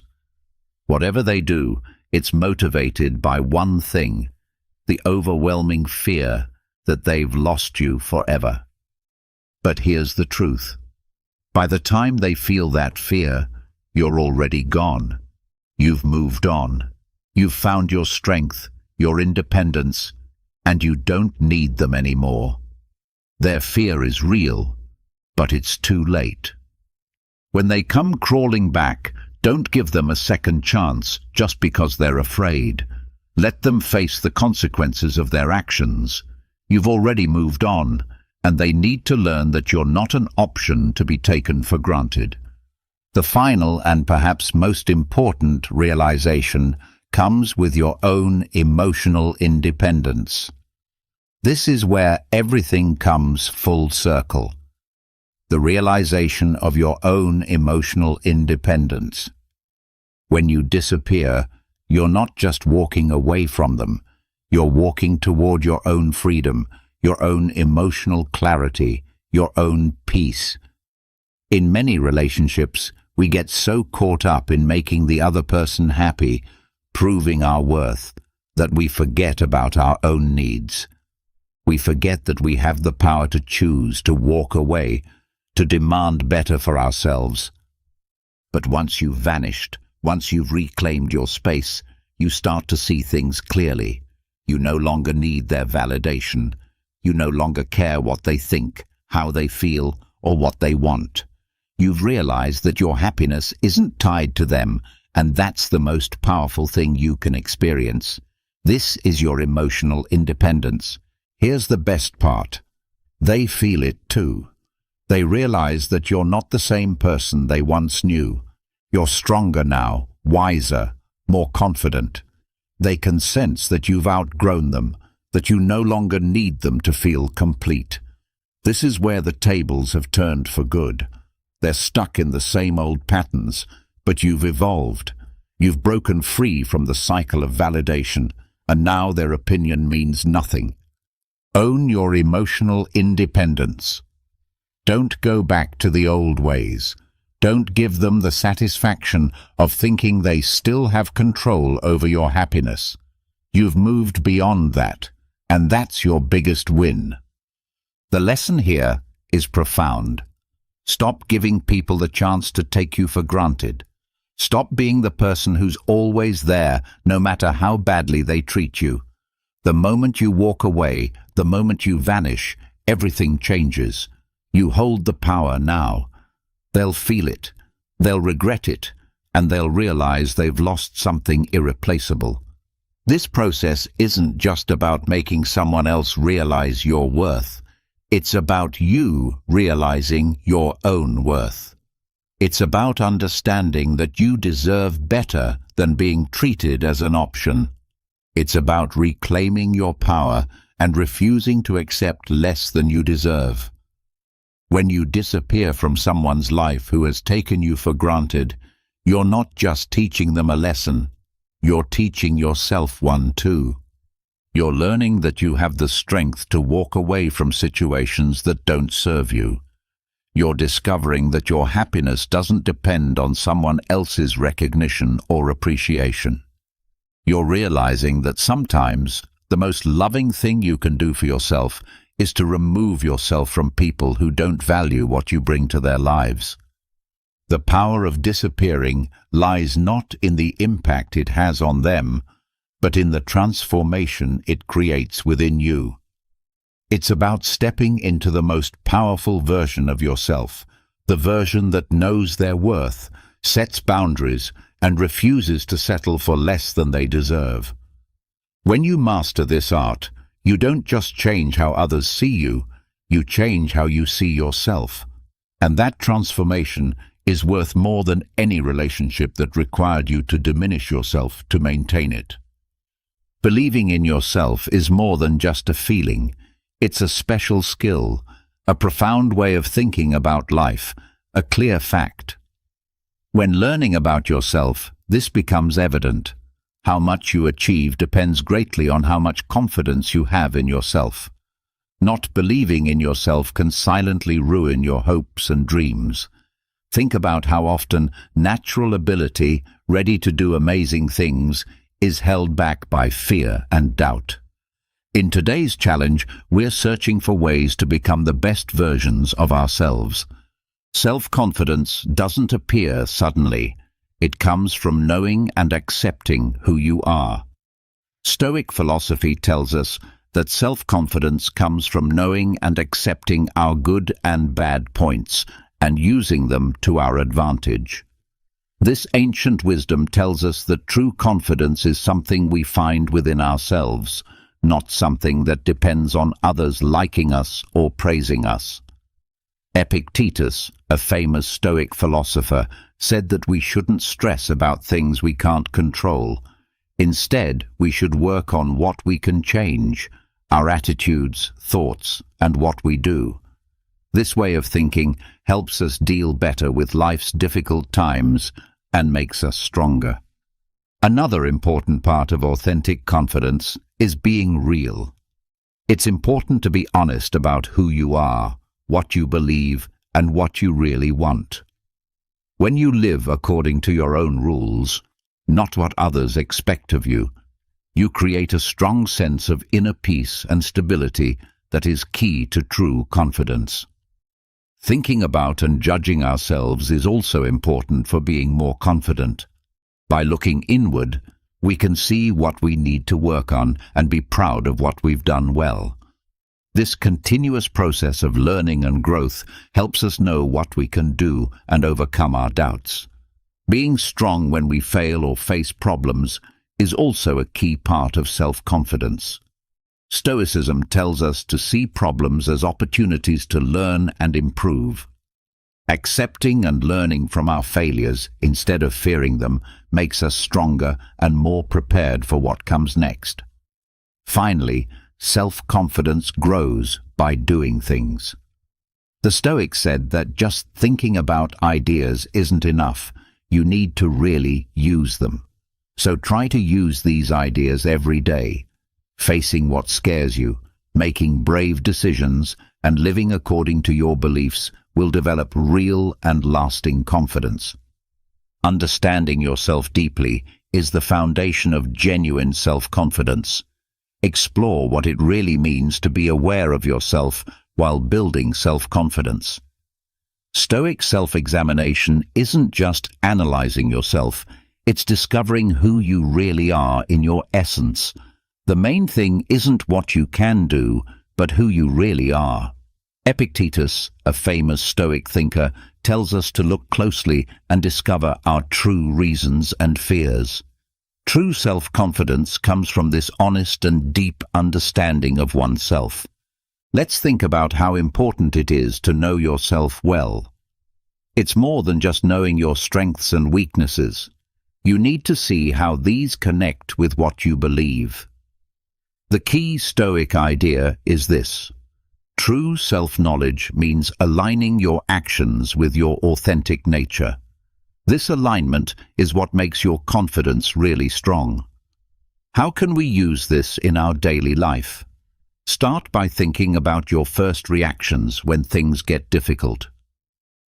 Ask yourself, am I reacting quickly or am I acting according to what I really believe? Self-confidence grows from these everyday choices where you act not because you're afraid or want something, but because you know yourself and are honest. Think before reacting. Stop for a moment and ask yourself, is this really me and what I believe? Every time you make a thoughtful choice, you're not only building your confidence, but also being true to yourself. Remember, becoming confident begins with a basic but solid step: understanding yourself. This takes time, patience, and most importantly, being honest with yourself. On this journey, you'll face hard truths, but you'll also discover strengths and abilities you didn't know you had. Learning about yourself requires understanding that it's okay not to know everything and to feel vulnerable sometimes. Being okay with not being sure and knowing your limits is important for growing as a person. This kind of acceptance frees you to try new things and leads to experiences that can change how you see yourself and the world. Another key part of knowing yourself is understanding how strong your thoughts and beliefs are. The way you understand what happens, how you talk to yourself, and what you believe about yourself and your abilities really affects your confidence. If you start having positive internal dialogue and question the doubts you have about yourself, you can begin to change how you think about yourself. Being aware of yourself also means recognizing and appreciating your feelings. Emotions tell you a lot about what really matters to you and what scares you. If you listen to your feelings and understand why you feel them, you can learn a lot about what motivates you and what you really desire. Ultimately, understanding yourself leads to being genuine, sticking to your values, and always being yourself. This isn't always easy. especially when others expect you to act a certain way. However, by being true to yourself, you grow more confident and create stronger and more honest connections with others. In summary, understanding yourself is key to building strong confidence. As you begin to learn more about yourself, you not only improve at understanding who you are, but also at getting along with others and seeing the world in a new way. Every step you take in this process helps you become a better version of yourself. The Stoic principle of focusing on what you can control while accepting what you cannot is fundamental to developing lasting confidence. This isn't about giving up, but about accepting things as they are. Epictetus, a famous Stoic thinker, says that what really counts isn't what happens to us, but how we respond to it. Being okay with what you can't do requires courage. You can't control everything in life, like what others do or what has already happened. When you accept these limits, you have more energy and focus to spend on what you can change, your own actions, responses, and choices. To build your inner strength through acceptance, first observe your daily activities. Notice when you feel upset and feel like you can't do anything. Ask yourself, am I trying to control something that's outside my control? By focusing on the things you can really change, your inner will becomes stronger. This makes you more resistant, adaptable, and confident. In the end, true self-confidence comes from deeply understanding what you can and cannot control. When you accept what you can't change and work on what you can, you not only become stronger and more adaptable, but also develop a calm that demonstrates true confidence. This is Epictetus's wisdom. Be okay with what you can't change and change what you can. This way of thinking helps you live with more inner tranquility. When you accept things you can't control and stop stressing about needing to control everything, you feel more at peace. This calm helps you pay more attention to what you do and how you can do it better. It makes you better at dealing with difficult situations. Additionally, accepting things isn't about doing nothing. It's really about understanding that some things are simply outside our hands. This makes us pay more attention to what we're good at and what we can do. Having this mindset makes us feel more in control and independent. It shows us that although we can't control everything in life, we can always choose how we respond to life. In real life, this could mean letting go of past anger or worries about what's coming. Understanding that we can't redo the past or know the future, but we can improve our life now by what we do today. Also, being kind to yourself, especially when things go wrong, is key to gaining confidence. Knowing that everyone makes mistakes, and that's how we learn, keeps you thinking clearly and helps you keep moving forward with purpose. In the end, accepting things helps you live more honestly. When you stop trying to control what you can't, you have more energy to live according to what you believe and follow what you really love. This makes life more full and rewarding, and confidence grows naturally by living with honesty and a clear objective. Being okay with things you can't change and working on things you can is an excellent way to become more confident. It shows you to pay attention to what you do and be at peace, knowing that you can't control everything, but you can control how you react. This way, you not only grow in confidence, but also in wisdom and calm, which leads to a richer and more meaningful life. Focusing well means paying attention to what's really important and ignoring the rest. Stoic thinking tells us that how good our life is depends a lot on what we focus on. It's about choosing wisely, deciding what deserves our energy and what doesn't. As Marcus Aurelius said, our life is shaped by our thoughts. Paying attention to what's really important requires regular practice and self-control. With so many distractions around us, maintaining focus is difficult. This is where Stoic methods really help. By teaching your mind to overlook unnecessary things, you become better at focusing on your real goals and dreams. To get away from distractions, first figure out what's capturing your attention. Things like social media, worrying too much, or trying to make everyone happy. After knowing what these are, take real steps to reduce their effect. This could include having times when you don't use technology or learning to say no to things that don't match what you believe. You can also improve your focus by doing certain exercises. Meditation is a good way to teach your mind to concentrate on the now. Another useful thing is deciding what you really need to do each day by asking yourself, what's the main thing I need to finish today? Maintaining this focus makes everything you do more intentional and helps build your confidence while living life your way. Keep in mind that focusing isn't just a skill, it's a way of life. By paying attention to what's really important and ignoring other things, you not only achieve more, but also find inner calm, which is really important for feeling confident. This is how Stoics see the importance of focus. Building resilience is perhaps one of the most crucial aspects of developing unshakable confidence. Stoicism teaches us a great lesson. Strength isn't something you're born with, you develop it. Stoic strength is more than just surviving difficult times. It's about turning problems into opportunities to improve. As Seneca said, it's not what happens to you, but how you handle it that really shows who you are. In Stoicism, it's really important to learn from mistakes. Every problem or difficult situation is actually a hidden lesson.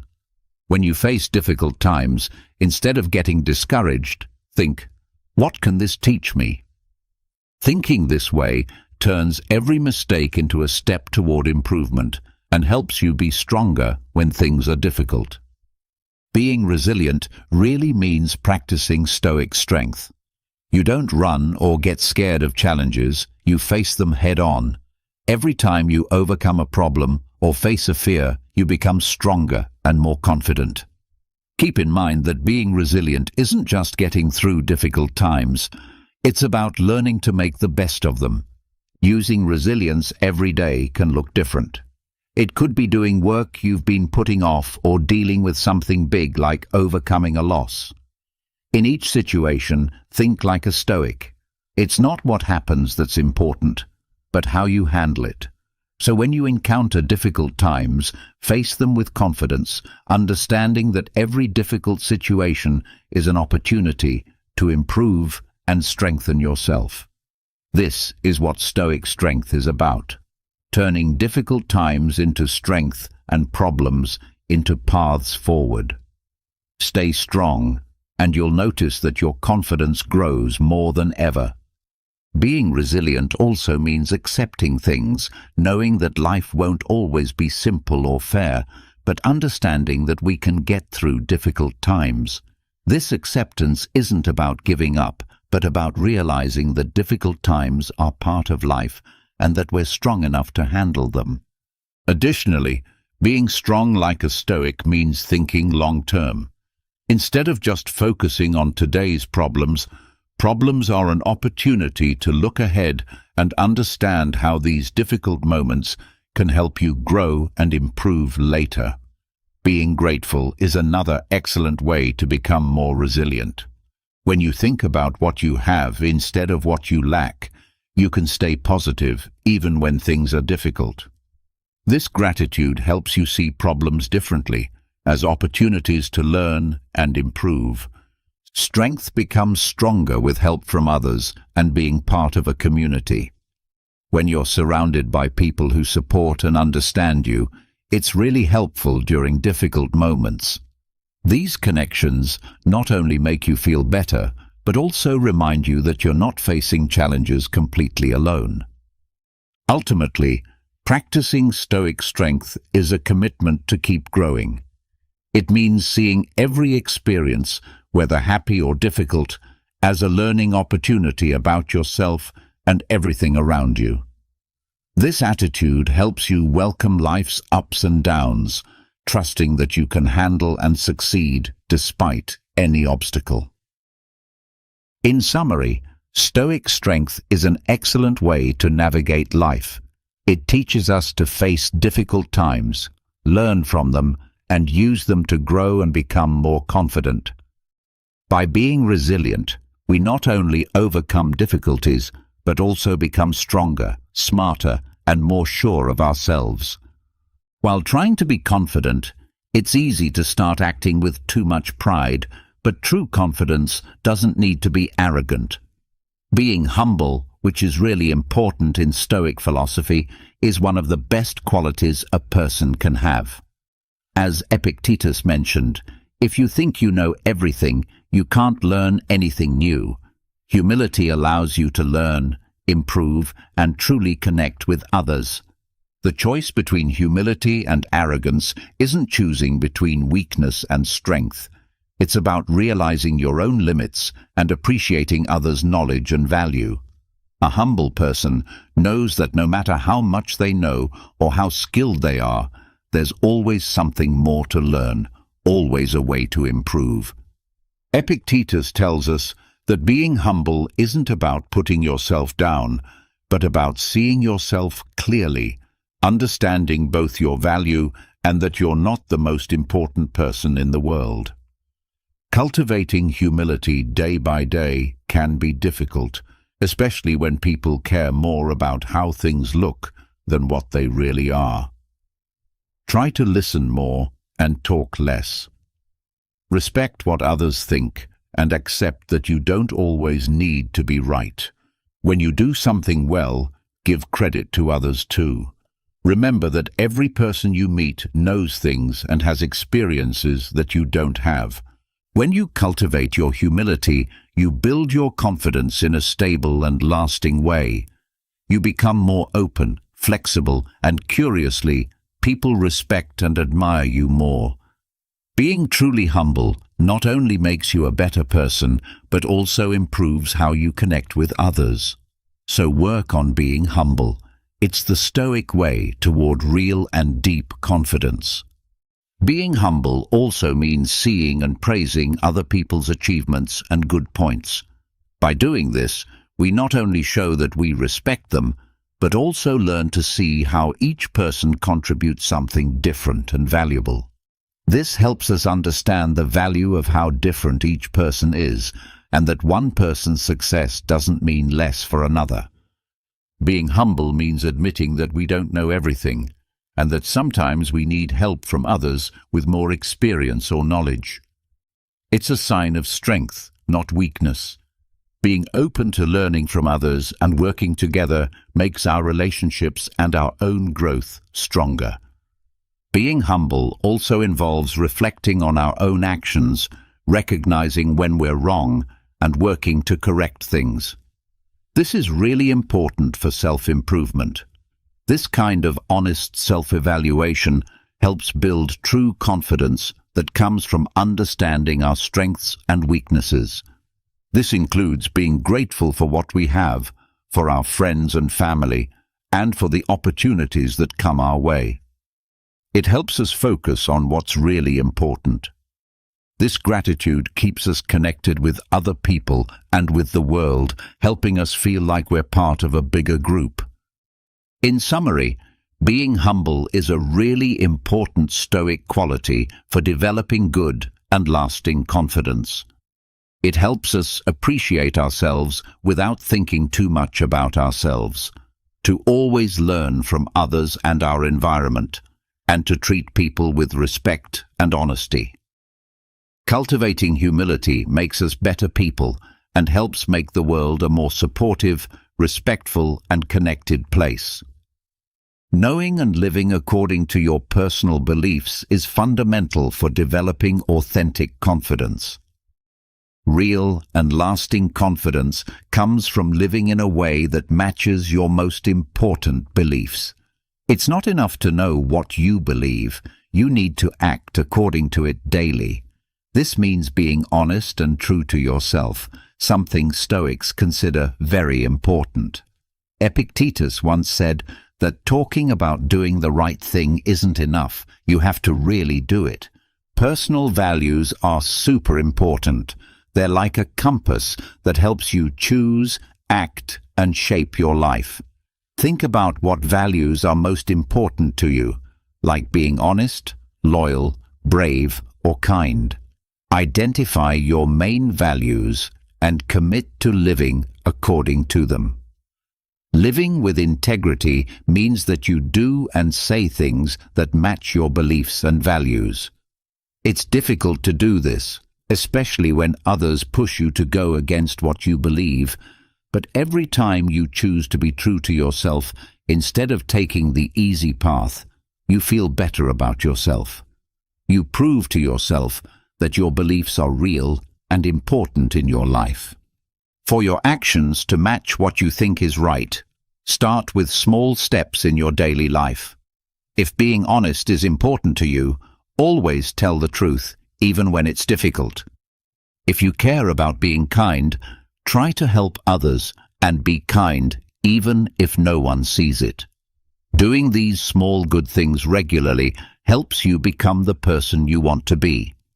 Don't forget that following your values is a continuous process, not a final goal. You might make mistakes along the way, but what's important is realizing these mistakes and growing from them. When you establish and stick to your own values, you not only become more sure of yourself as you really are, but you also become a role model for others. Staying true to your values is the key to a happy life with purpose and confidence. Living according to your values means being truthful when you talk with people, keeping your promises, and behaving in a way that shows what matters to you. Making what you do match what you believe not only makes you feel inner peace, but also makes others trust you more. Living in line with your values also means being responsible for what you do and what happens as a result. You show your dedication to your values by accepting your mistakes and correcting things. Thinking regularly about your actions is very important. When you take time to think about what you've done and decided, it helps you make sure you're living according to your values. This regular checkup is an excellent way to keep growing and improving. The practice of gratitude stands as a cornerstone of Stoic philosophy and serves as a powerful tool for building self-confidence. Daily gratitude practice isn't just about being thankful for the big things in life, but also about appreciating the small moments and blessings. Marcus Aurelius once said, "When you get up in the morning, think about what a precious privilege it is to be alive, to breathe, think, enjoy, and love." Start each day by listing 3 things you're grateful for. It could be something as simple as a sunny day, a good cup of coffee, or a loved one's smile. This practice shifts your focus from what you lack to what you have, fostering a positive mindset. Gratitude also involves recognizing others' efforts. Acknowledge the support and kindness you receive, whether from friends, family, or even strangers. Expressing your gratitude toward them strengthens relationships and builds a supportive community around you. Another aspect of gratitude is appreciating the challenges you face. Instead of seeing them as obstacles, see them as opportunities to learn and grow. This perspective not only builds resilience, but also deepens your understanding and appreciation for life's complexities. Learning to see difficulties as gifts rather than burdens transforms your entire relationship with adversity. When you can genuinely feel grateful for the lessons that come through hardship, you develop an unshakable foundation of inner strength. This doesn't mean seeking out suffering, but rather recognizing that every experience, pleasant or unpleasant, contributes to your growth and wisdom. Gratitude practice also extends to appreciating your own efforts and progress. Often, we're our harshest critics, focusing on what we haven't achieved rather than celebrating how far we've come. Taking time to acknowledge your own growth, efforts, and small victories builds a healthy relationship with yourself and reinforces your confidence in your ability to continue improving. The cultivation of curiosity and commitment to lifelong learning represents another fundamental pillar of Stoic confidence. Confidence grows when you expand your knowledge and skills. A Stoic approach to learning isn't just about academic pursuit, it's about being curious about the world and about yourself. Epictetus emphasized the importance of learning when he said that only the educated are free. Commit to learning something new every day. It could be a fact, a skill, or a perspective. This continuous learning keeps your mind active and engaged and helps you adapt to new situations more easily. Curiosity also means being open to different viewpoints. Engage with people who have different experiences and beliefs. This not only broadens your understanding, but also teaches you empathy and respect for diversity. Learning isn't just about accumulating information. It's about developing wisdom. The Stoics distinguished between mere knowledge and practical wisdom. True learning involves understanding how to apply what you know in service of living well. This means studying not just facts and figures, but also human nature, ethics, and the art of living itself. Intellectual humility goes hand in hand with genuine curiosity. The more you learn, the more you realize how much you don't know. This realization, rather than being discouraging, should fuel your excitement for continued exploration and growth. The Stoic learner approaches each day with wonder, seeing every interaction and experience as an opportunity to gain insight. Remember that learning is a lifelong journey. There's always something new to discover, and each piece of knowledge adds to your confidence and wisdom. The confidence that comes from continuous learning isn't based on knowing everything. It's based on trusting your ability to learn and adapt to whatever life presents. The integration of these Stoic principles into daily life creates a comprehensive framework for developing unshakable self-confidence. This confidence isn't built on external validation or comparative superiority over others. Instead, it's rooted in self-knowledge, acceptance of reality, focus on what matters, resilience in the face of challenges, humility in success, integrity in action, gratitude for what is, and curiosity about what could be.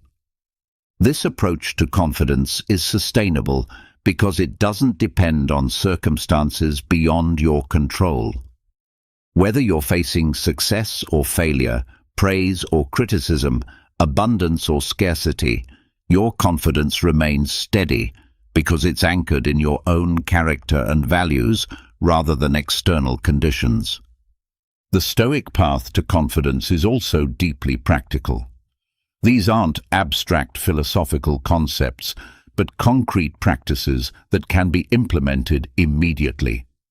Each day presents opportunities to practice self-examination, acceptance, focus, resilience, humility, integrity, gratitude, and learning. The more you practice these principles, the more natural they become, and the stronger your confidence grows. Moreover, this type of confidence contributes to the greater good. When you're confident in this Stoic sense, you're not threatened by others' success or needing to diminish others to feel good about yourself. Instead, you can genuinely celebrate others' achievements, offer authentic support during their struggles, and contribute positively to your community. The journey towards Stoic confidence is ongoing. There's no final destination where you arrive and can stop practicing these principles. Instead, it's a way of life that requires constant attention and effort. But this ongoing nature isn't a burden, it's a gift. It means you always have opportunities to grow, improve, and become more fully yourself. Building self-confidence through Stoicism involves practicing resilience, humility, living according to your personal beliefs, and embracing continuous learning and curiosity. These principles guide you toward a more fulfilling, resilient, and confident life, where challenges are opportunities and every moment is a chance to grow and improve. In conclusion, deciding and following your personal values is very important for true and strong confidence. It guides and gives meaning to your life. By acting according to your values, you improve yourself and make a positive impact on others. This dedication to your values leads to a satisfying and meaningful life full of confidence. The Stoic approach to self-confidence offers something unique in our modern world. A way of being confident that doesn't require putting others down, doesn't depend on external circumstances, and doesn't crumble when faced with adversity. It's a confidence rooted in character, wisdom, and virtue, qualities that can only grow stronger with time and practice.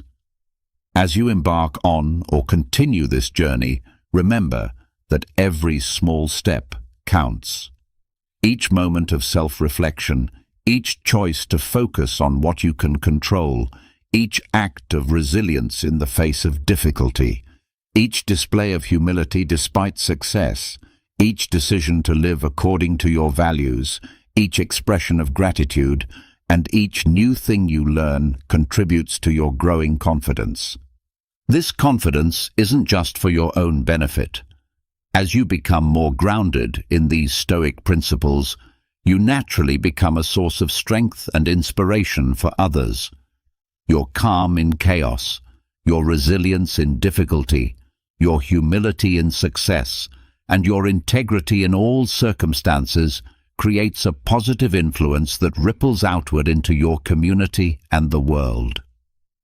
The ancient Stoics believed that the goal of philosophy wasn't just intellectual understanding, but practical wisdom, learning how to live well. This guide represents that same practical approach to building confidence. It's not enough to understand these concepts intellectually. They must be lived, practiced, and embodied in your daily life. Your confidence, built on this solid Stoic foundation, becomes a gift not just to yourself, but to everyone whose life you touch. This is perhaps the greatest reward of the Stoic path, becoming not just more confident, but more fully human in the best sense of the word. What if I told you that the single most powerful force shaping your entire life isn't the money you make, the talent you have, or even the opportunities you get? It's something much deeper, something hidden that most people never fully grasp. It's your mind. Your thoughts have the power to build you up or tear you down, and in many ways, they determine your destiny. This isn't just a motivational mantra. It's an idea rooted in ancient Stoic philosophy. The Stoics believed that while we can't control what happens to us, we can absolutely control how we respond, and that makes all the difference. Today, we're diving into the secret of mental strength and how mastering your mind can transform every aspect of your life.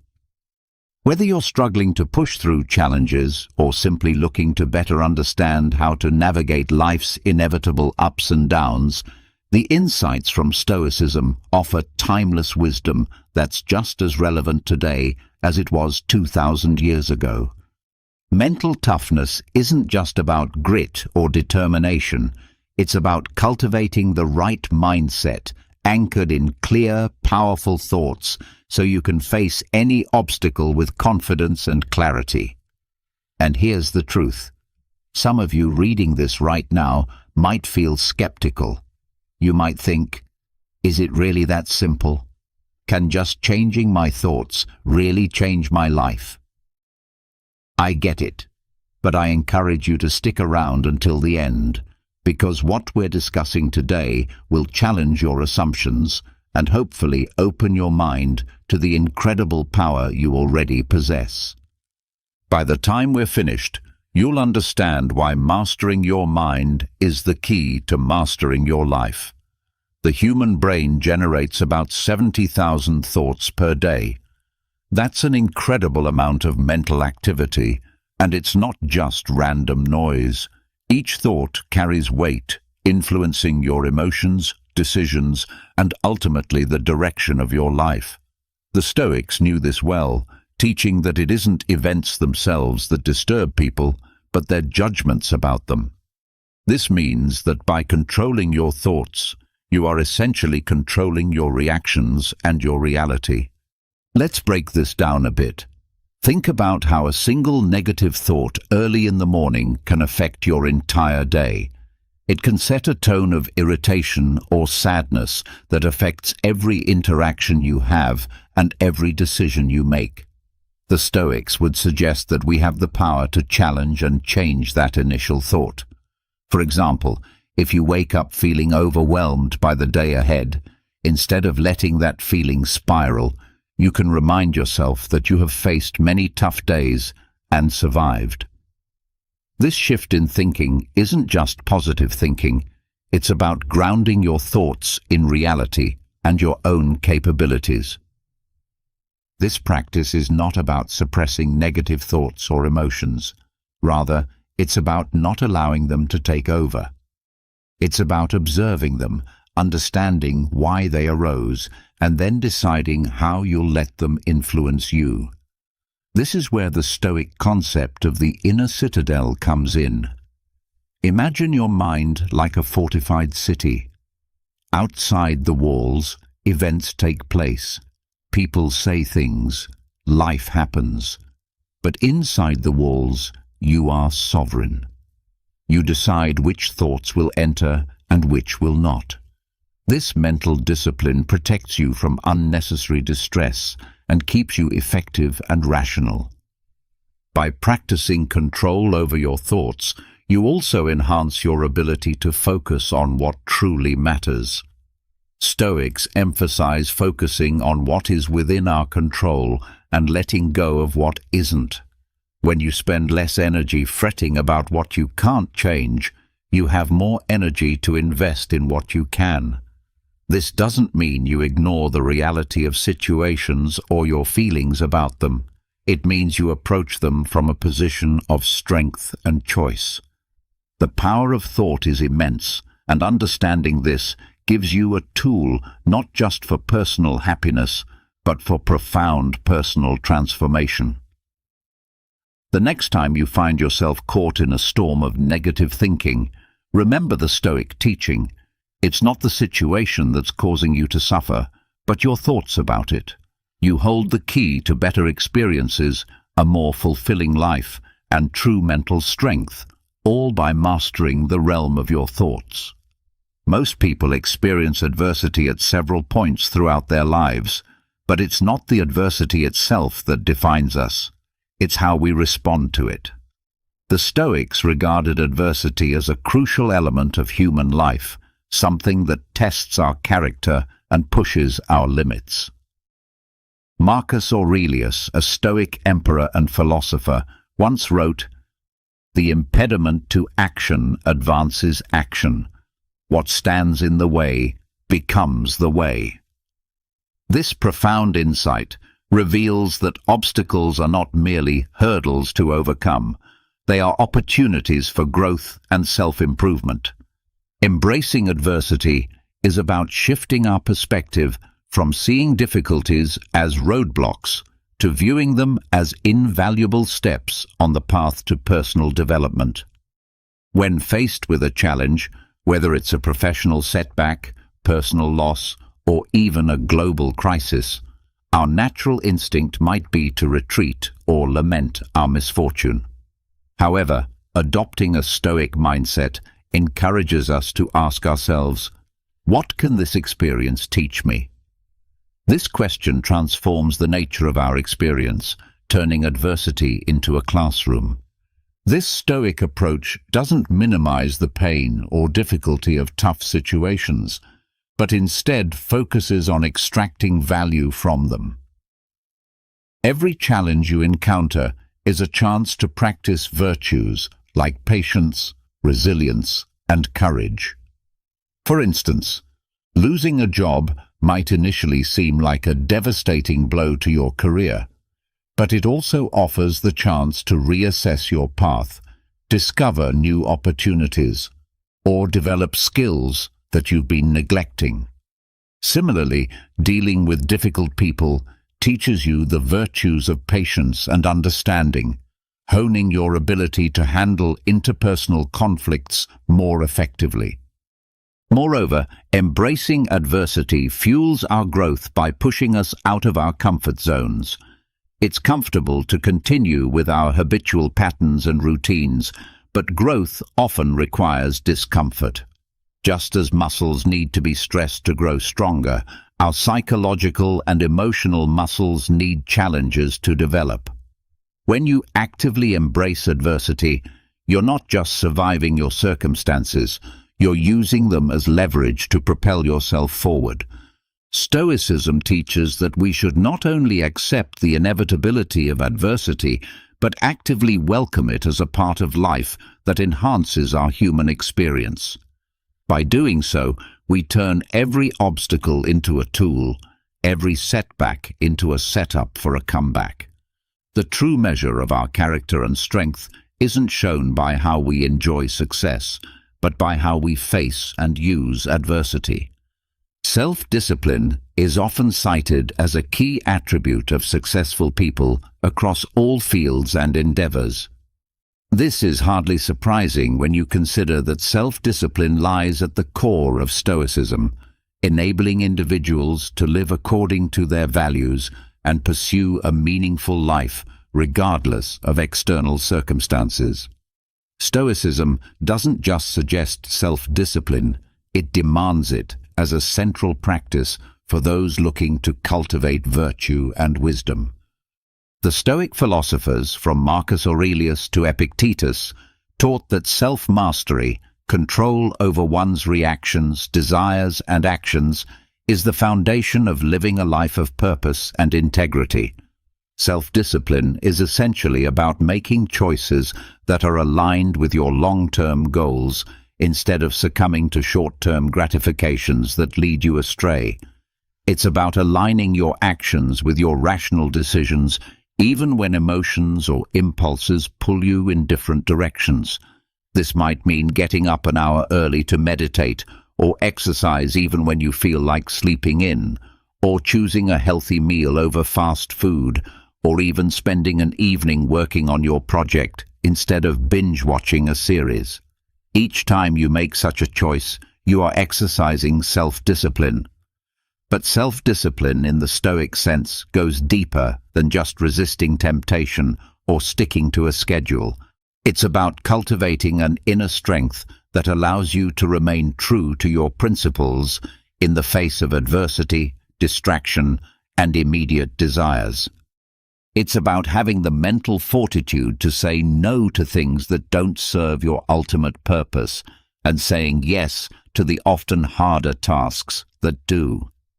This requires a constant conscious effort to monitor and control your thoughts and impulses to ensure they are helpful, not harmful. A key aspect of self-discipline is understanding that every small decision contributes to larger life outcomes. Stoics emphasize the importance of vigilance in everyday decisions, recognizing that habits formed in the small moments set the pattern for larger life choices. This idea is similar to training a muscle. Each repetition makes it stronger. In the same way, Each instance of choosing the harder right over the easier wrong strengthens your willpower and your ability to maintain self-discipline in more challenging situations. Furthermore, self-discipline is not just about controlling actions, but also about regulating emotions and thoughts. It involves recognizing negative patterns of thinking and actively transforming them into more constructive ones. This mental aspect of self-discipline is critical because thoughts drive emotions and actions. By controlling the cascade at its source, your thoughts, you can dramatically alter your emotional and behavioral responses. The practice of self-discipline also extends to how we use our time. The Stoics were keenly aware of the finite nature of time and urged us to use it wisely, not wasting it on frivolous activities or unnecessary worries. This perspective makes self-discipline not just a personal growth tool, but also a philosophical stance on the ethical use of one's life and time. Self-discipline, as taught by Stoicism, isn't about self-denial for its own sake. It's about choosing a life that aligns with your values and aspirations. It's about making choices that might be difficult in the moment, but which lead to greater satisfaction, integrity, and fulfillment in the long run. Through self-discipline, we not only improve our lives, but also develop the resilience and strength necessary to face life's inevitable challenges with grace and composure. This kind of discipline ensures that when hardships arise, we can meet them head-on, not as victims of circumstance, but as active, empowered participants in our own lives. Vision is more than just a goal or a dream. It's a profound understanding of what you can achieve regardless of your current circumstances. This concept resonates deeply with Stoic philosophy, which teaches us to differentiate between what we can control and what we cannot, focusing our efforts only on the former. The Stoics understood that while we might not control external events, we can always control our responses and maintain our vision regardless of external pressures. Cultivating a vision beyond circumstance means seeing past your immediate situation and maintaining focus on your longer-term aspirations. This vision acts as a guide, helping you navigate through life's challenges without getting lost in the frustrations of the moment. For the Stoics, this was about living in alignment with virtue and reason, aiming for personal excellence no matter the external situation. For us, it can be about setting personal benchmarks and life goals that align with our deepest values, not just societal expectations or fleeting desires. Maintaining a vision requires clarity and commitment. Clarity involves having a precise understanding of what you want to achieve, why it matters, and how you plan to get there. This might mean defining career aspirations that align with your passions, adopting healthier lifestyle habits that reflect your respect for your body, or nurturing relationships that foster mutual growth and understanding. Commitment is about staying the course even when distractions, obstacles, and setbacks appear. It involves resilience and the ability to adapt your strategies without losing sight of your end goals. Moreover, cultivating a vision beyond circumstance also means being prepared to stand alone at times. The Stoic philosophers often faced adversity from those around them who didn't share their commitment to virtue and reason. Similarly, pursuing a vision that breaks from conventional paths can sometimes lead to isolation or criticism. Here, the Stoic practice of emotional resilience is crucial, helping you to remain undeterred by others' opinions and focused on your inner compass. This vision-driven approach to life doesn't just buffer against the negative impact of bad times, it also enhances the good times by providing a sense of purpose and direction. Each step taken toward your vision adds a layer of meaning and satisfaction to your daily life, making even mundane tasks feel significant. This aligns with the Stoic ideal of purposeful living, where every action is part of a larger narrative of personal growth and contribution to the greater good. In practical terms, cultivating a vision beyond circumstance involves regular reflection and self-assessment. It means revisiting your goals to ensure they still resonate with your values and adjusting them as you grow and learn. It also involves cultivating a mindset of perseverance and flexibility, allowing you to keep pushing forward even when progress seems slow or invisible. Your vision is your roadmap through life. It's more than just a set of goals. It's a manifestation of your values, your dreams, and your character. By aligning your daily actions with this broader vision, you ensure that no matter what circumstances you face, you are building a life of meaning and purpose. This Stoic approach doesn't just help us to survive the challenges we face, it allows us to thrive, turning every obstacle into a stepping stone on the path to fulfilling our true potential. This is not just about enduring tough times, it's about using these experiences as catalysts for personal growth and resilience. This idea is central to Stoicism, which teaches that obstacles are opportunities in disguise. The Stoics believe that we develop our character and strength not during easy times, but through the challenges we face and overcome. This philosophical approach transforms the way we perceive adversity, encouraging us not only to endure, but to thrive through difficulties. The first step in overcoming challenges with mental strength is to adopt a Stoic mindset.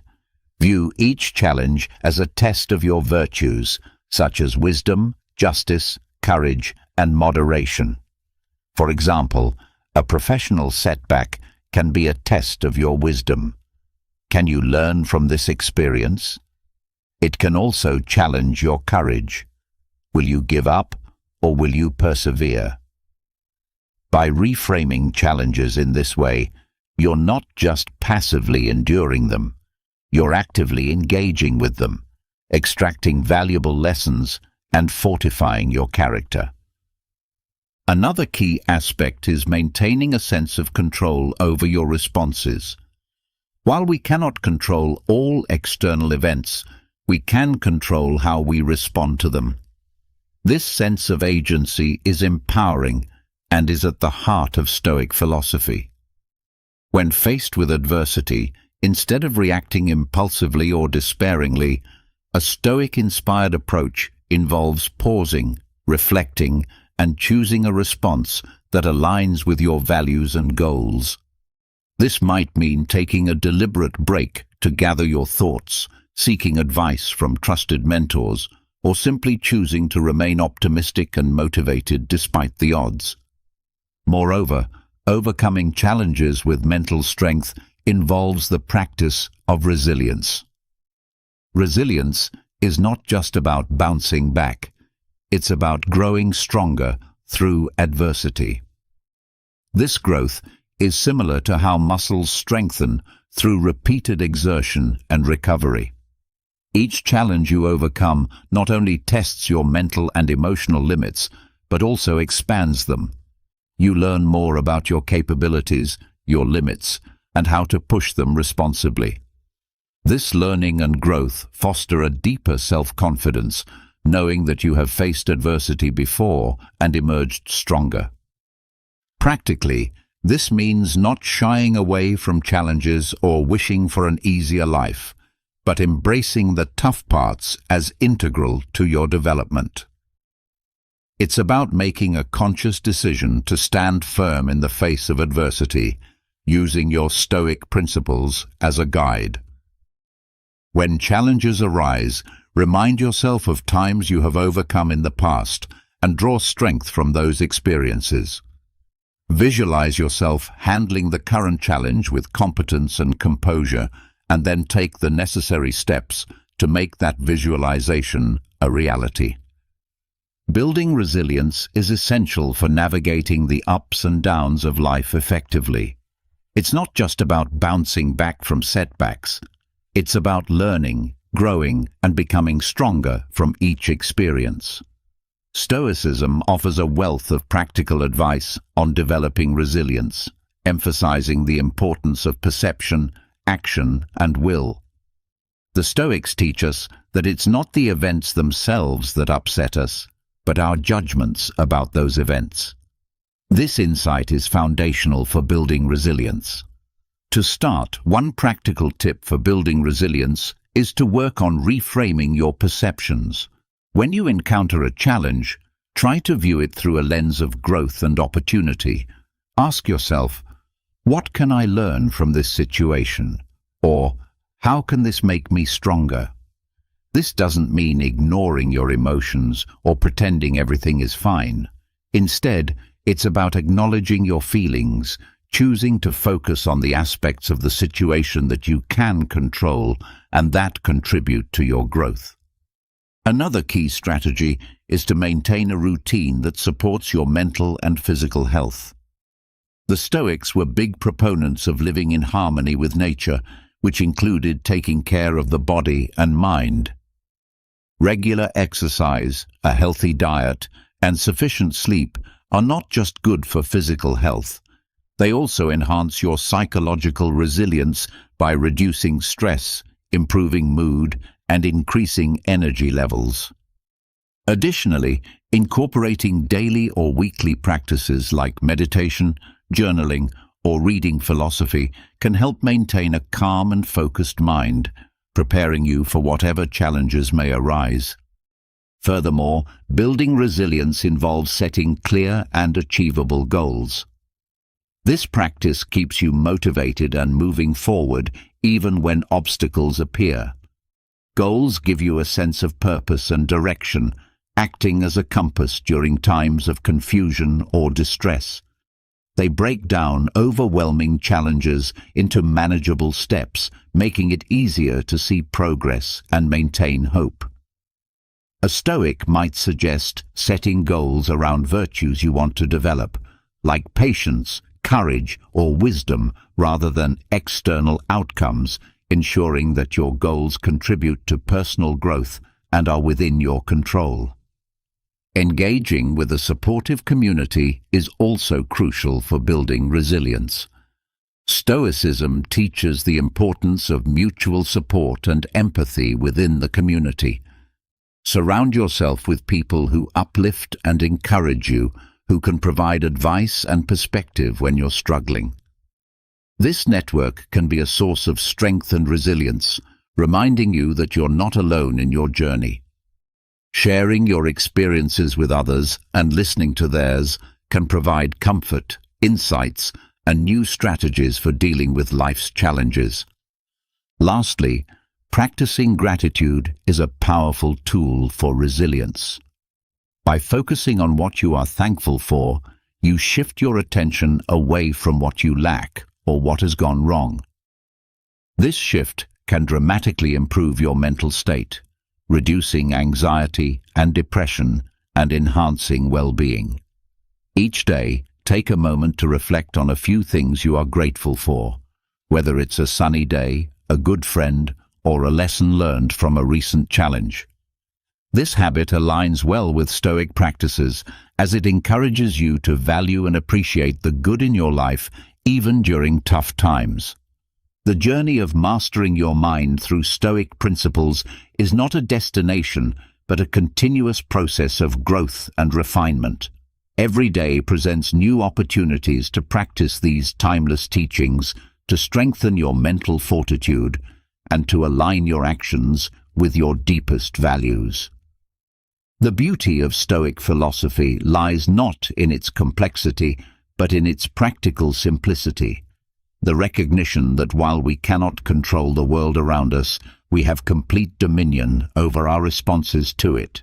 As you continue to develop your mental strength, remember that setbacks are not failures, but opportunities for deeper learning. Each challenge you face becomes a teacher, each obstacle a chance to practice virtue.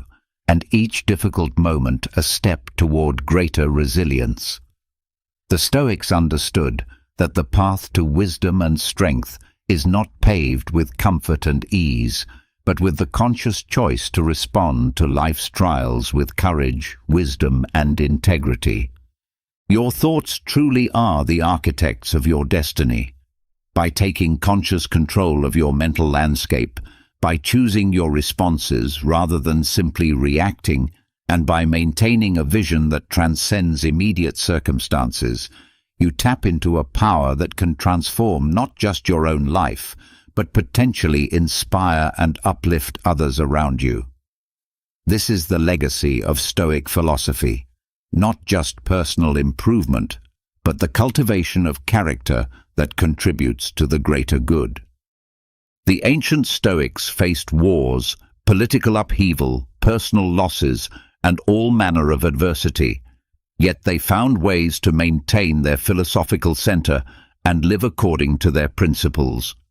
Their example shows us that mental strength is not about avoiding difficulties, but about meeting them with the right mindset. It's about understanding that every experience, pleasant or unpleasant, offers something valuable if we approach it with the right perspective. As you move forward on this journey of mental mastery, carry with you the knowledge that you possess within yourself all the tools necessary for a life of purpose, resilience, and fulfillment. The external world will continue to present its challenges, but you now have the philosophical framework to meet them with strength and wisdom. Your mind, properly trained and disciplined according to Stoic principles, becomes your greatest ally in creating the life you envision and deserve. Remember, every challenge is not just a barrier, but a pathway to deeper strength and wisdom. The path of mental mastery is one of the most rewarding journeys you can undertake, for it leads not just to personal success, but to a life lived with authentic virtue and unshakable inner peace. Continue to cultivate this strength, continue to practice these principles, and continue to remember that in mastering your mind, you master your destiny. Have you ever wondered what it feels like to walk into a room and immediately become the center of attention, not because of dramatic gestures or loud proclamations, but simply through the power of your presence? Have you ever yearned to be valued more deeply, to be recognized with the genuine respect you deserve, to command attention not through desperation, but through authentic magnetism? If your answer is yes, you are certainly not alone in this universal human desire for recognition and respect. In today's fast-paced, often superficial society, many of us feel profoundly undervalued and frequently overlooked, as if our contributions and very existence fade into the background noise of daily life. We find ourselves competing for attention in an increasingly crowded world, where genuine connection seems elusive and authentic recognition feels like a distant dream.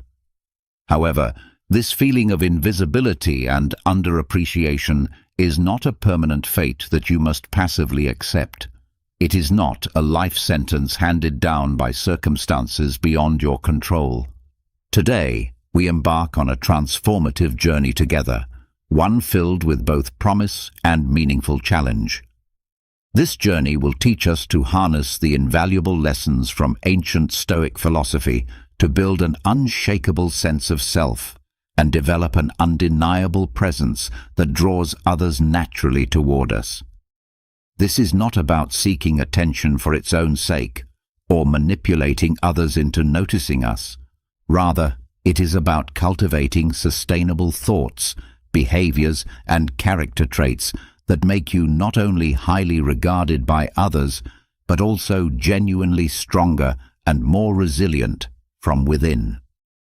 The path we will explore together involves 10 core strategies that have withstood the test of time, proven effective across centuries and cultures. These principles have guided countless individuals toward developing the kind of presence that naturally commands respect and admiration. We will journey through these time-tested approaches that can fundamentally change how others perceive you. But more importantly, we will discover how these strategies transform how you perceive and value yourself.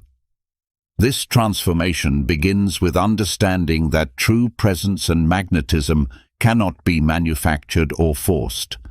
They emerge naturally from a deep well of self-knowledge, inner strength, and authentic character development. The Stoic philosophers understood this fundamental truth thousands of years ago, recognizing that external validation and superficial charm are poor substitutes for genuine character and inner peace. The ancient Stoics believed that the quality of our thoughts determines the quality of our lives, and this principle extends directly to how we show up in the world.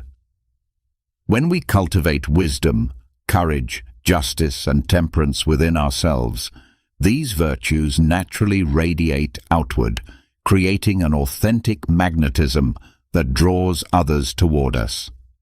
This is not manipulation or performance. It is the natural result of becoming the best version of ourselves.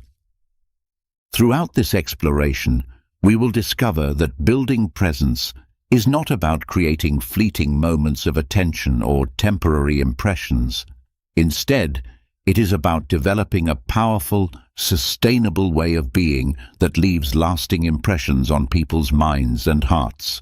It is about becoming someone whose very existence enriches the lives of those around them, someone whose absence is felt as keenly as their presence is appreciated.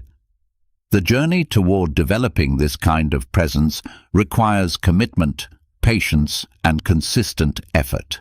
It demands that we look honestly at ourselves, acknowledge our weaknesses, and commit to continuous growth and improvement. This process is not always comfortable, as it requires us to step outside our comfort zones and challenge long-held beliefs about ourselves and our capabilities. However, the rewards of this journey extend far beyond the recognition and respect we receive from others.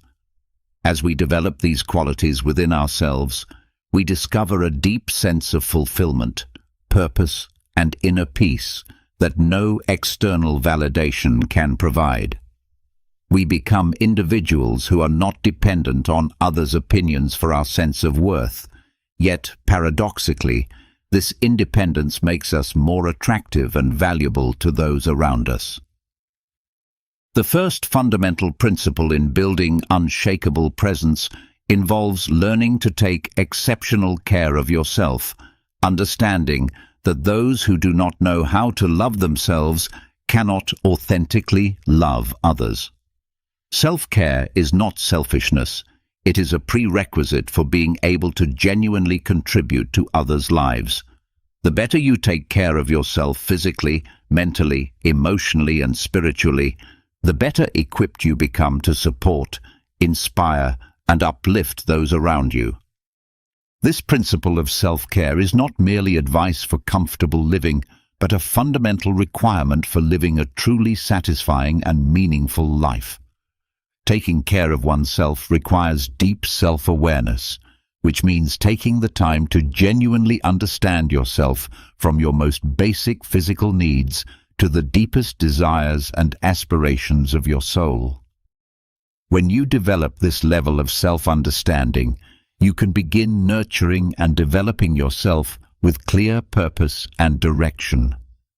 Physical self-care forms the foundation of all other aspects of personal development. This means maintaining a genuinely healthy lifestyle that includes balanced, nutritious eating habits, regular physical exercise that challenges and strengthens your body, and sufficient quality sleep that allows your body and mind to recover and regenerate.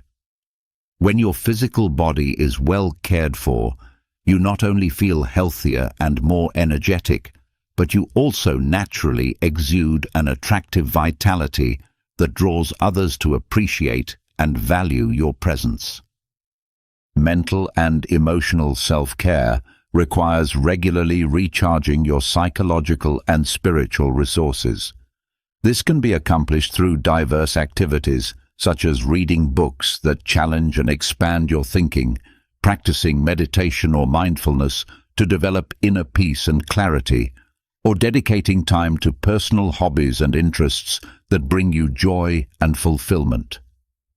When your mind and spirit are properly nourished, you become naturally confident and peaceful, creating an irresistible charm that makes others want to be around you. Self-care also involves setting healthy boundaries in your relationships and commitments, learning to say no to demands that drain your energy without providing meaningful value, and prioritizing activities and relationships that align with your values and support your growth.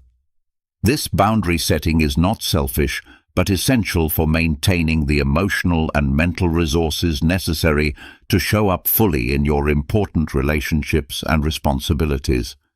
Remember that self-care is an ongoing journey that never truly ends, not a destination you reach and then maintain without effort. As Marcus Aurelius, one of the greatest Stoic philosopher-emperors, wisely observed, "Our life is what our thoughts make it." When you continually invest in yourself across all dimensions of your well-being, you not only dramatically improve the quality of your own life, but also become a source of inspiration and positive energy for those around you. This is precisely how you make others naturally appreciate and deeply value your presence without having to beg for attention or recognition. The second crucial strategy involves cultivating calmness and composure, especially during challenging and high-pressure situations. Seneca, another great Stoic philosopher, once advised that the greatest remedy for anger is delay. This seemingly simple advice contains immense power for guiding us through difficult circumstances with grace and wisdom. In today's context, where every minute brings the potential for emotional turbulence and reactive responses, nurturing calmness and self-control becomes more important than ever before. We live in a world that seems designed to trigger immediate reactions, where social media, news cycles, and daily stresses constantly test our emotional equilibrium. Developing the ability to remain calm and composed in the face of these challenges sets you apart from the crowd and naturally draws others' respect and admiration. Imagine a particularly stressful workday where you walk into a meeting that has already started, and you are greeted with unfriendly looks from colleagues who are clearly frustrated about the delay. In such a moment, your natural instinct might urge you to react defensively, to make excuses, or to respond with your own frustration and irritation. However, if you choose instead to remain calm, take a deep breath and allow yourself a moment of silence to think clearly before responding, you can completely transform the dynamic of the situation. Your subsequent response, delivered with composure and thoughtfulness, not only helps alleviate the tension in the room, but also earns genuine admiration from those present for your ability to remain poised under pressure. This kind of emotional regulation and self-control demonstrates a level of maturity and wisdom that people instinctively respect and value. The practice of cultivating calmness extends beyond reactive situations to encompass a general approach to life that embraces silence and reflection as sources of strength rather than emptiness. When we learn to embrace comfortable silence, we open up space for deep self-reflection and profound understanding of ourselves and the world around us. This inner stillness becomes a wellspring of wisdom that others can sense and are naturally drawn toward. Nurturing calmness and self-control is not merely a component of personal improvement, but also a pathway for connecting with timeless spiritual and philosophical values. It represents the art of living consciously and the secret to earning genuine respect and affection from others. When you demonstrate calmness in the midst of chaos and storms, you are not only adhering to a philosophy that has guided humanity for thousands of years, but also opening the door to deep respect and admiration from those around you. This quality of inner peace and emotional stability becomes particularly powerful when others are experiencing their own emotional turbulence. Your calmness serves as an anchor point, a source of stability that others can rely on when their own emotional waters are rough. This reliability and consistency make you invaluable to those around you and naturally increase the respect and appreciation they feel for your presence in their lives. The third essential strategy focuses on properly valuing your time, recognizing it as the most precious and irreplaceable resource you possess. Time is an intangible asset that, once lost, can never be regained or recovered. However, when you learn to properly value and manage your time, you not only become more self-directed and purposeful in every decision you make, but you also naturally attract appreciation and honor from those around you. Imagine reaching a point where you become a true master of time management, where every hour of your day is allocated with intention and purpose. People will not only admire your efficiency and effectiveness, but they will actively seek opportunities to spend time with you, to learn from your example, and to benefit from your focused attention. This transformation is not merely a hopeful promise, but an inevitable result when you apply Stoic principles to your relationship with time. The Stoics understood that time is the one resource that is equally distributed to all people. Yet how we choose to use this resource makes all the difference in the quality and impact of our lives. They recognize that every moment presents a choice. We can either waste time on trivial pursuits and reactive behaviors, or we can invest our time in activities that align with our values and contribute to our growth and the well-being of others. When you demonstrate that you value your time highly, others naturally begin to value it as well. This creates a positive cycle where the respect you show for your own time generates respect from others for both your time and your judgment. People begin to see that if they want to engage with you, they need to bring something meaningful to the interaction, which naturally filters out superficial or draining encounters and attracts more substantial, mutually beneficial relationships. Valuing your time also means being selective about your commitments and learning to say no to requests that do not align with your priorities or values. This selectivity is not arrogance, but wisdom, as it ensures that you can give your best effort and attention to the commitments you do make. When people know that your yes means something significant, they value your agreement and participation more highly. This principle extends to how you structure your daily routine and long-term goals. When you have a clear vision of what you want to accomplish and organize your time accordingly, you move through life with purpose and direction that others find inspiring and attractive. Your focused approach to time management becomes a model that others aspire to emulate, making you a natural leader and source of guidance. The fourth strategy involves practicing active listening, which is perhaps one of the most undervalued yet powerful skills for building genuine connections and earning respect.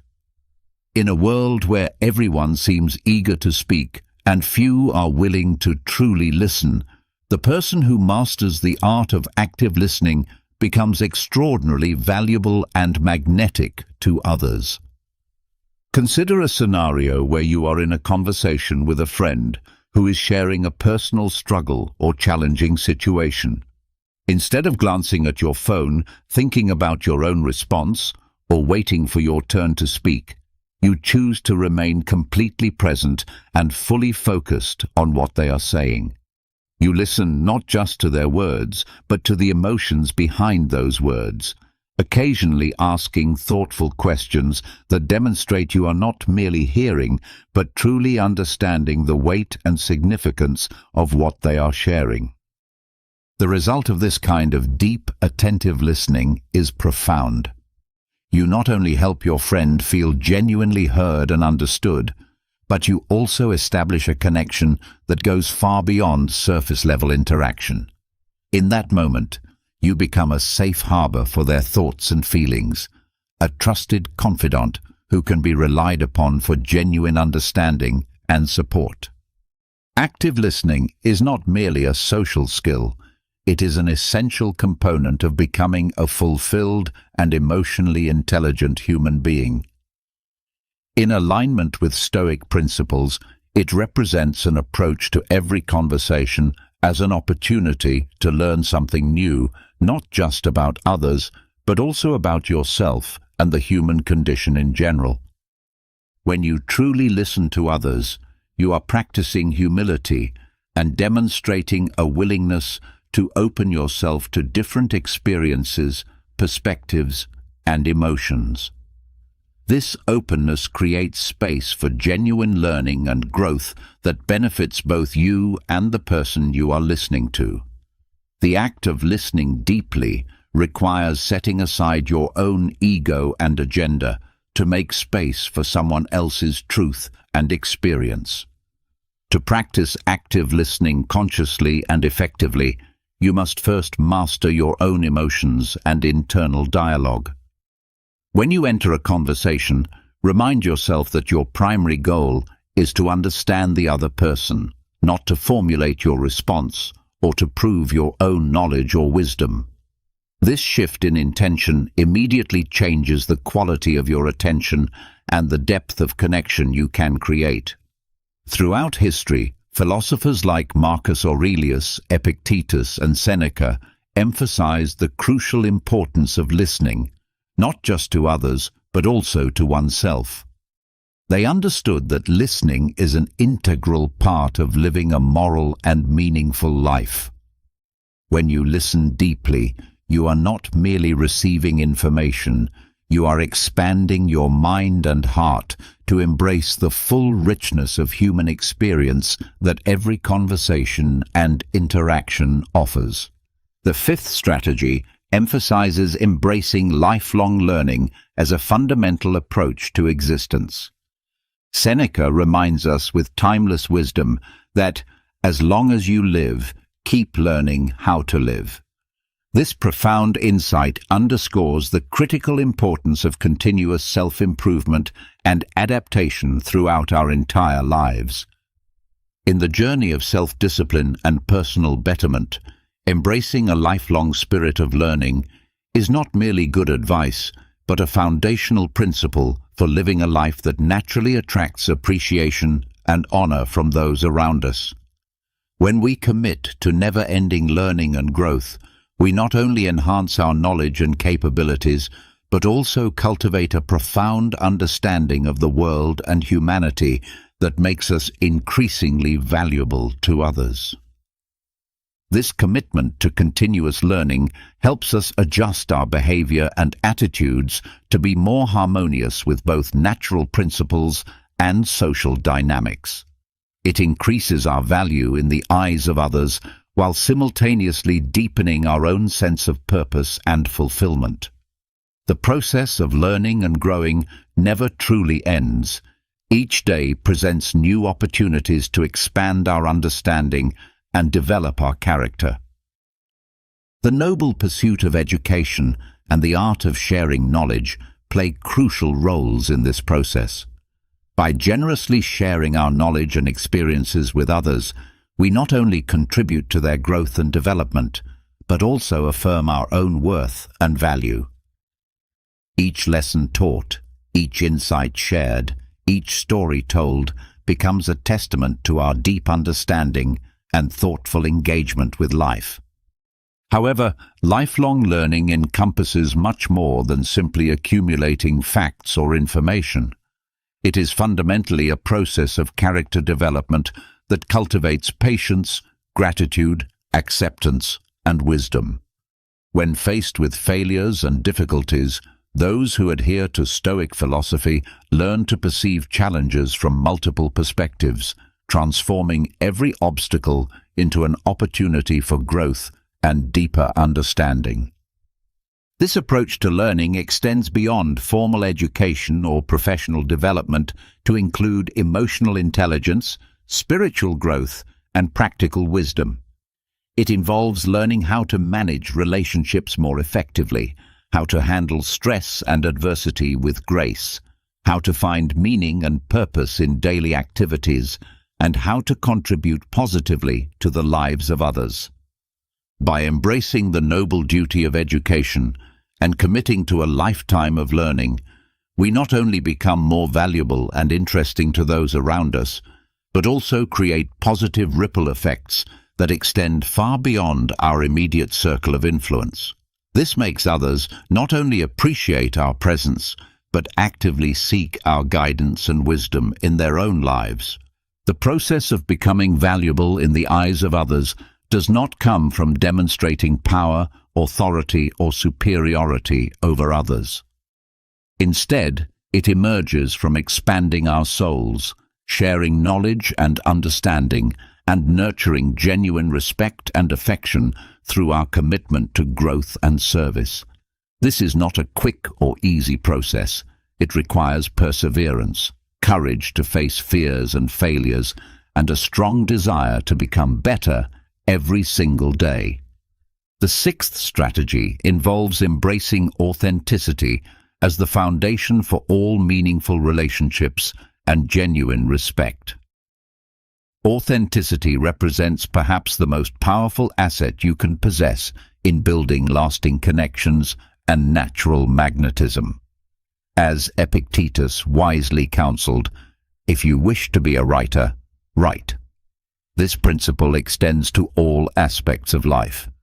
If you wish to be authentic, you must consistently act in ways that reflect who you truly are at your core. Authenticity is not merely a strategy for gaining approval or recognition. It is a fundamental way of living that helps us value ourselves appropriately while inspiring others to appreciate our genuine worth. When we live authentically, we create space for real connections based on truth rather than performance or pretense. Consider the story of an artist who spent years creating work designed to appeal to market trends and popular demand, rather than expressing their genuine creative vision. While this approach brought financial success, it also brought a deep sense of emptiness and disconnection from their true creative spirit. Eventually, this artist made the courageous decision to focus on personal projects that reflected their unique style and authentic creative perspective. Initially, there was fear that the public would not accept this more personal and vulnerable expression of creativity. However, the opposite occurred. The authentic work began to garner significant attention and respect from both peers and audiences, with many praising the freshness and genuine emotion that emerged when the artist stopped trying to be what others wanted and started being who they truly were. This transformation illustrates the profound power of authenticity in all areas of life. When we dare to live true to ourselves, we naturally attract like-minded individuals and create deep, lasting impressions on everyone we encounter. Authenticity not only reveals our true essence, but also allows us to connect on a much deeper level with those around us, creating an environment where appreciation and respect are given freely and genuinely. In a world where truth is often undervalued and superficiality is readily accepted, authenticity becomes your most valuable and distinguishing asset. It not only makes you unique and irreplaceable, but also naturally makes others drawn to your presence and eager to share in your perspective and experiences. By embracing and consistently expressing your authenticity, you convey a powerful message about personal worth and dignity that extends far beyond yourself. You contribute to creating a better world where everyone is respected and valued for their true selves rather than for their ability to conform to external expectations or social pressures. The seventh strategy focuses on maintaining a sense of mystery, which involves understanding that within each of us lies something deep and private that should not be easily shared with everyone we encounter. When we keep certain aspects of ourselves reserved and protected, we not only preserve our intrinsic value, but also naturally evoke curiosity and create an irresistible allure that enhances our worth in others' eyes. This principle does not advocate for deception or manipulation, but rather for the wisdom of discretion and the power of selective sharing. When we encounter a new person, their gentle mystery often arouses curiosity and a natural desire to explore and understand them more deeply. This is not only a social phenomenon, but also a fundamental aspect of human nature, our profound thirst for discovery and understanding that is stimulated by the unknown. This concept forms an important foundation of Stoic philosophy, representing a process that not only enhances personal value in others' perception, but also creates genuine intrigue and magnetism. When you think of yourself as an open book, where each page contains fresh lessons and insights, natural curiosity leads others into your journey of discovery, transforming every conversation into an exciting adventure of mutual exploration. You become not just a storyteller, but a source of ongoing inspiration, prompting others to wonder what else they might learn from spending time with you. This dynamic creates a natural desire for continued interaction and deeper relationship, as people are drawn to the promise of further discovery and understanding.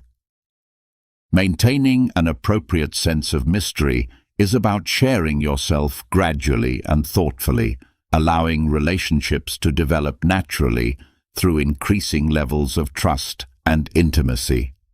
It involves being genuine and authentic, while also being selective about what you reveal and when you reveal it. This approach to self-revelation creates anticipation and appreciation for the insights and experiences you choose to share. When people know that your stories, thoughts, and perspectives are not freely given to everyone, they value them more highly when they are shared with them.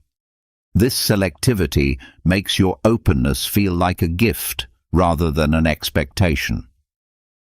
The practice of maintaining mystery also involves developing depth and complexity within yourself that gives you interesting things to reveal over time. This means pursuing diverse interests, reflecting deeply on your experiences, and developing unique perspectives that make you genuinely fascinating to others.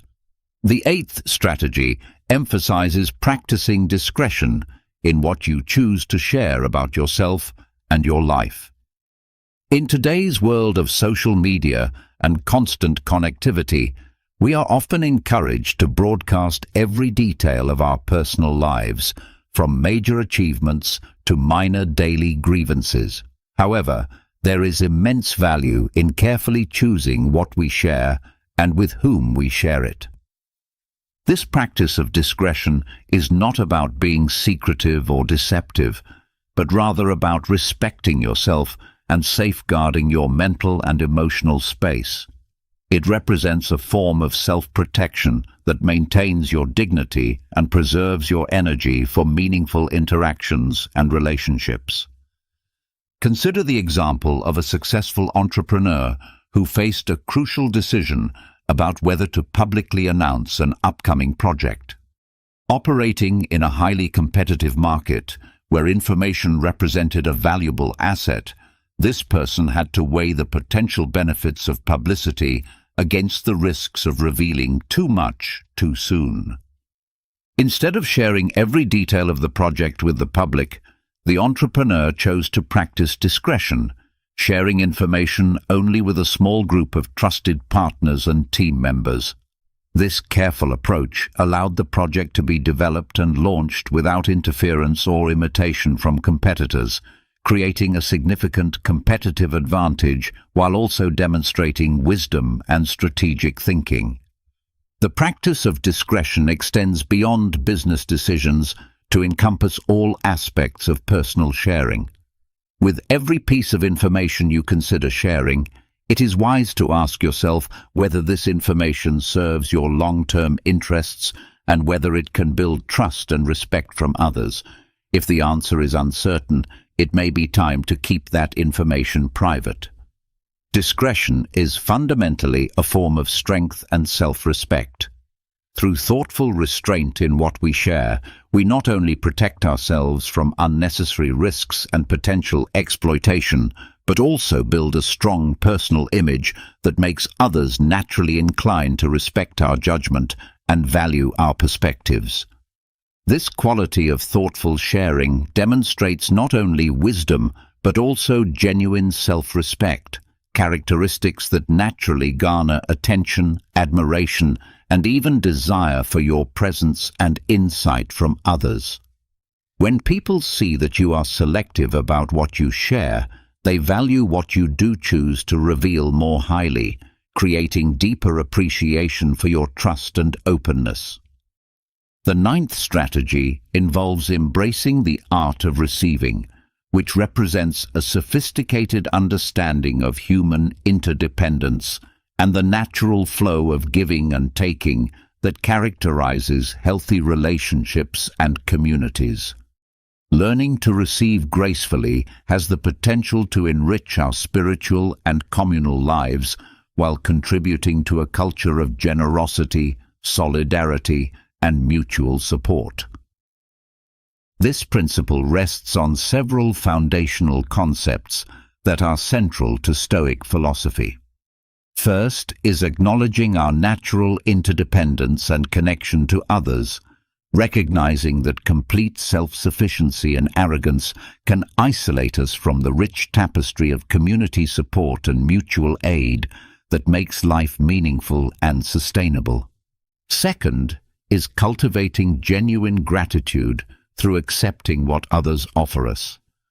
By gracefully receiving help, gifts, and support from others, we nurture a grateful heart that recognizes the generosity of those around us and the many blessings that come our way, whether they are material, emotional, or spiritual in nature. Third is nurturing authentic humility through the practice of receiving. This process teaches us that we are not omnipotent or completely self-reliant, and that wisdom lies in acknowledging our weaknesses, limitations, and genuine needs. This humility makes us more relatable and trustworthy to others. Fourth is enhancing community bonds through our willingness to receive from others. When we open ourselves to accepting help and support from those around us, we strengthen the fabric of our relationships and communities, demonstrating that everyone can freely express their needs and vulnerabilities without shame or judgment. Fifth is encouraging generosity in others through our graceful acceptance of what they offer. In a beautiful cycle of mutual support, accepting gifts and help gracefully encourages others to open their hearts to giving, creating an environment where generosity flourishes and everyone benefits from increased connection and support. To truly embrace the art of receiving, you can begin with small daily practices that gradually build your comfort and skill in this area. Acknowledge compliments with a simple, genuine thank you, recognizing and appreciating the giver's positive intentions rather than deflecting or minimizing their words. Seek help when you genuinely need it, viewing these requests not as signs of weakness, but as opportunities to deepen connections with others and allow them to contribute meaningfully to your life. Accept constructive criticism with an open heart, seeing it as a valuable gift for personal growth rather than a personal attack or rejection.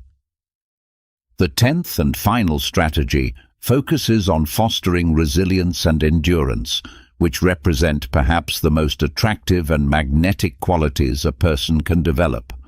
Stoic philosophy teaches us the fundamental wisdom of distinguishing between what is within our control and what lies beyond our influence, and this distinction forms the foundation of true resilience.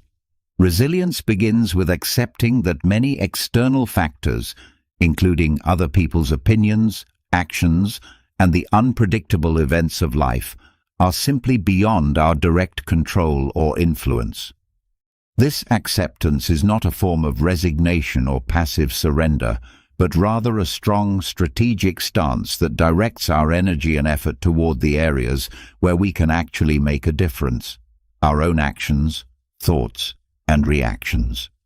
When you embody this principle consistently, you naturally exude a calm confidence and inner strength that draws people toward you like a magnet. Others see you not as someone who is easily swayed by external circumstances or emotional turbulence, but as a steadfast presence who remains stable and reliable even in the midst of chaos and uncertainty. True resilience is developed through repeatedly facing obstacles and persisting through discomfort, difficulty, and setbacks. It involves viewing challenges not as insurmountable walls or personal failures, but as valuable opportunities for growth, learning, and character development. This perspective transforms our entire relationship with adversity and difficulty. Stoic exercises such as voluntary hardship and systematic reflection on adversity are not merely theoretical concepts, but practical tools designed to strengthen mental fortitude and emotional resilience. These practices help us build the psychological muscles we need to handle whatever life throws our way with grace and wisdom. When you share your stories of perseverance and overcoming obstacles, you naturally inspire others and become a beacon of hope and evidence of the indomitable human spirit. People are naturally drawn to those who exhibit resilience and strength, seeing them as valuable companions, natural leaders, and trusted friends who can be relied upon during their own difficult times. Stoicism brings a unique perspective that sees difficulties not merely as burdens to be endured, but as essential means for personal development and character building. This fundamental shift in perspective transforms our entire outlook on life's challenges. What once seemed like insurmountable mountains now become manageable stepping stones on our path to growth and wisdom. As you develop and demonstrate these qualities of resilience and endurance, others will naturally begin to seek your advice, support, and presence. They are drawn not only to the strength you display, but also to the hope and possibility you represent, a vision that transforms adversity into advantage and obstacles into opportunities.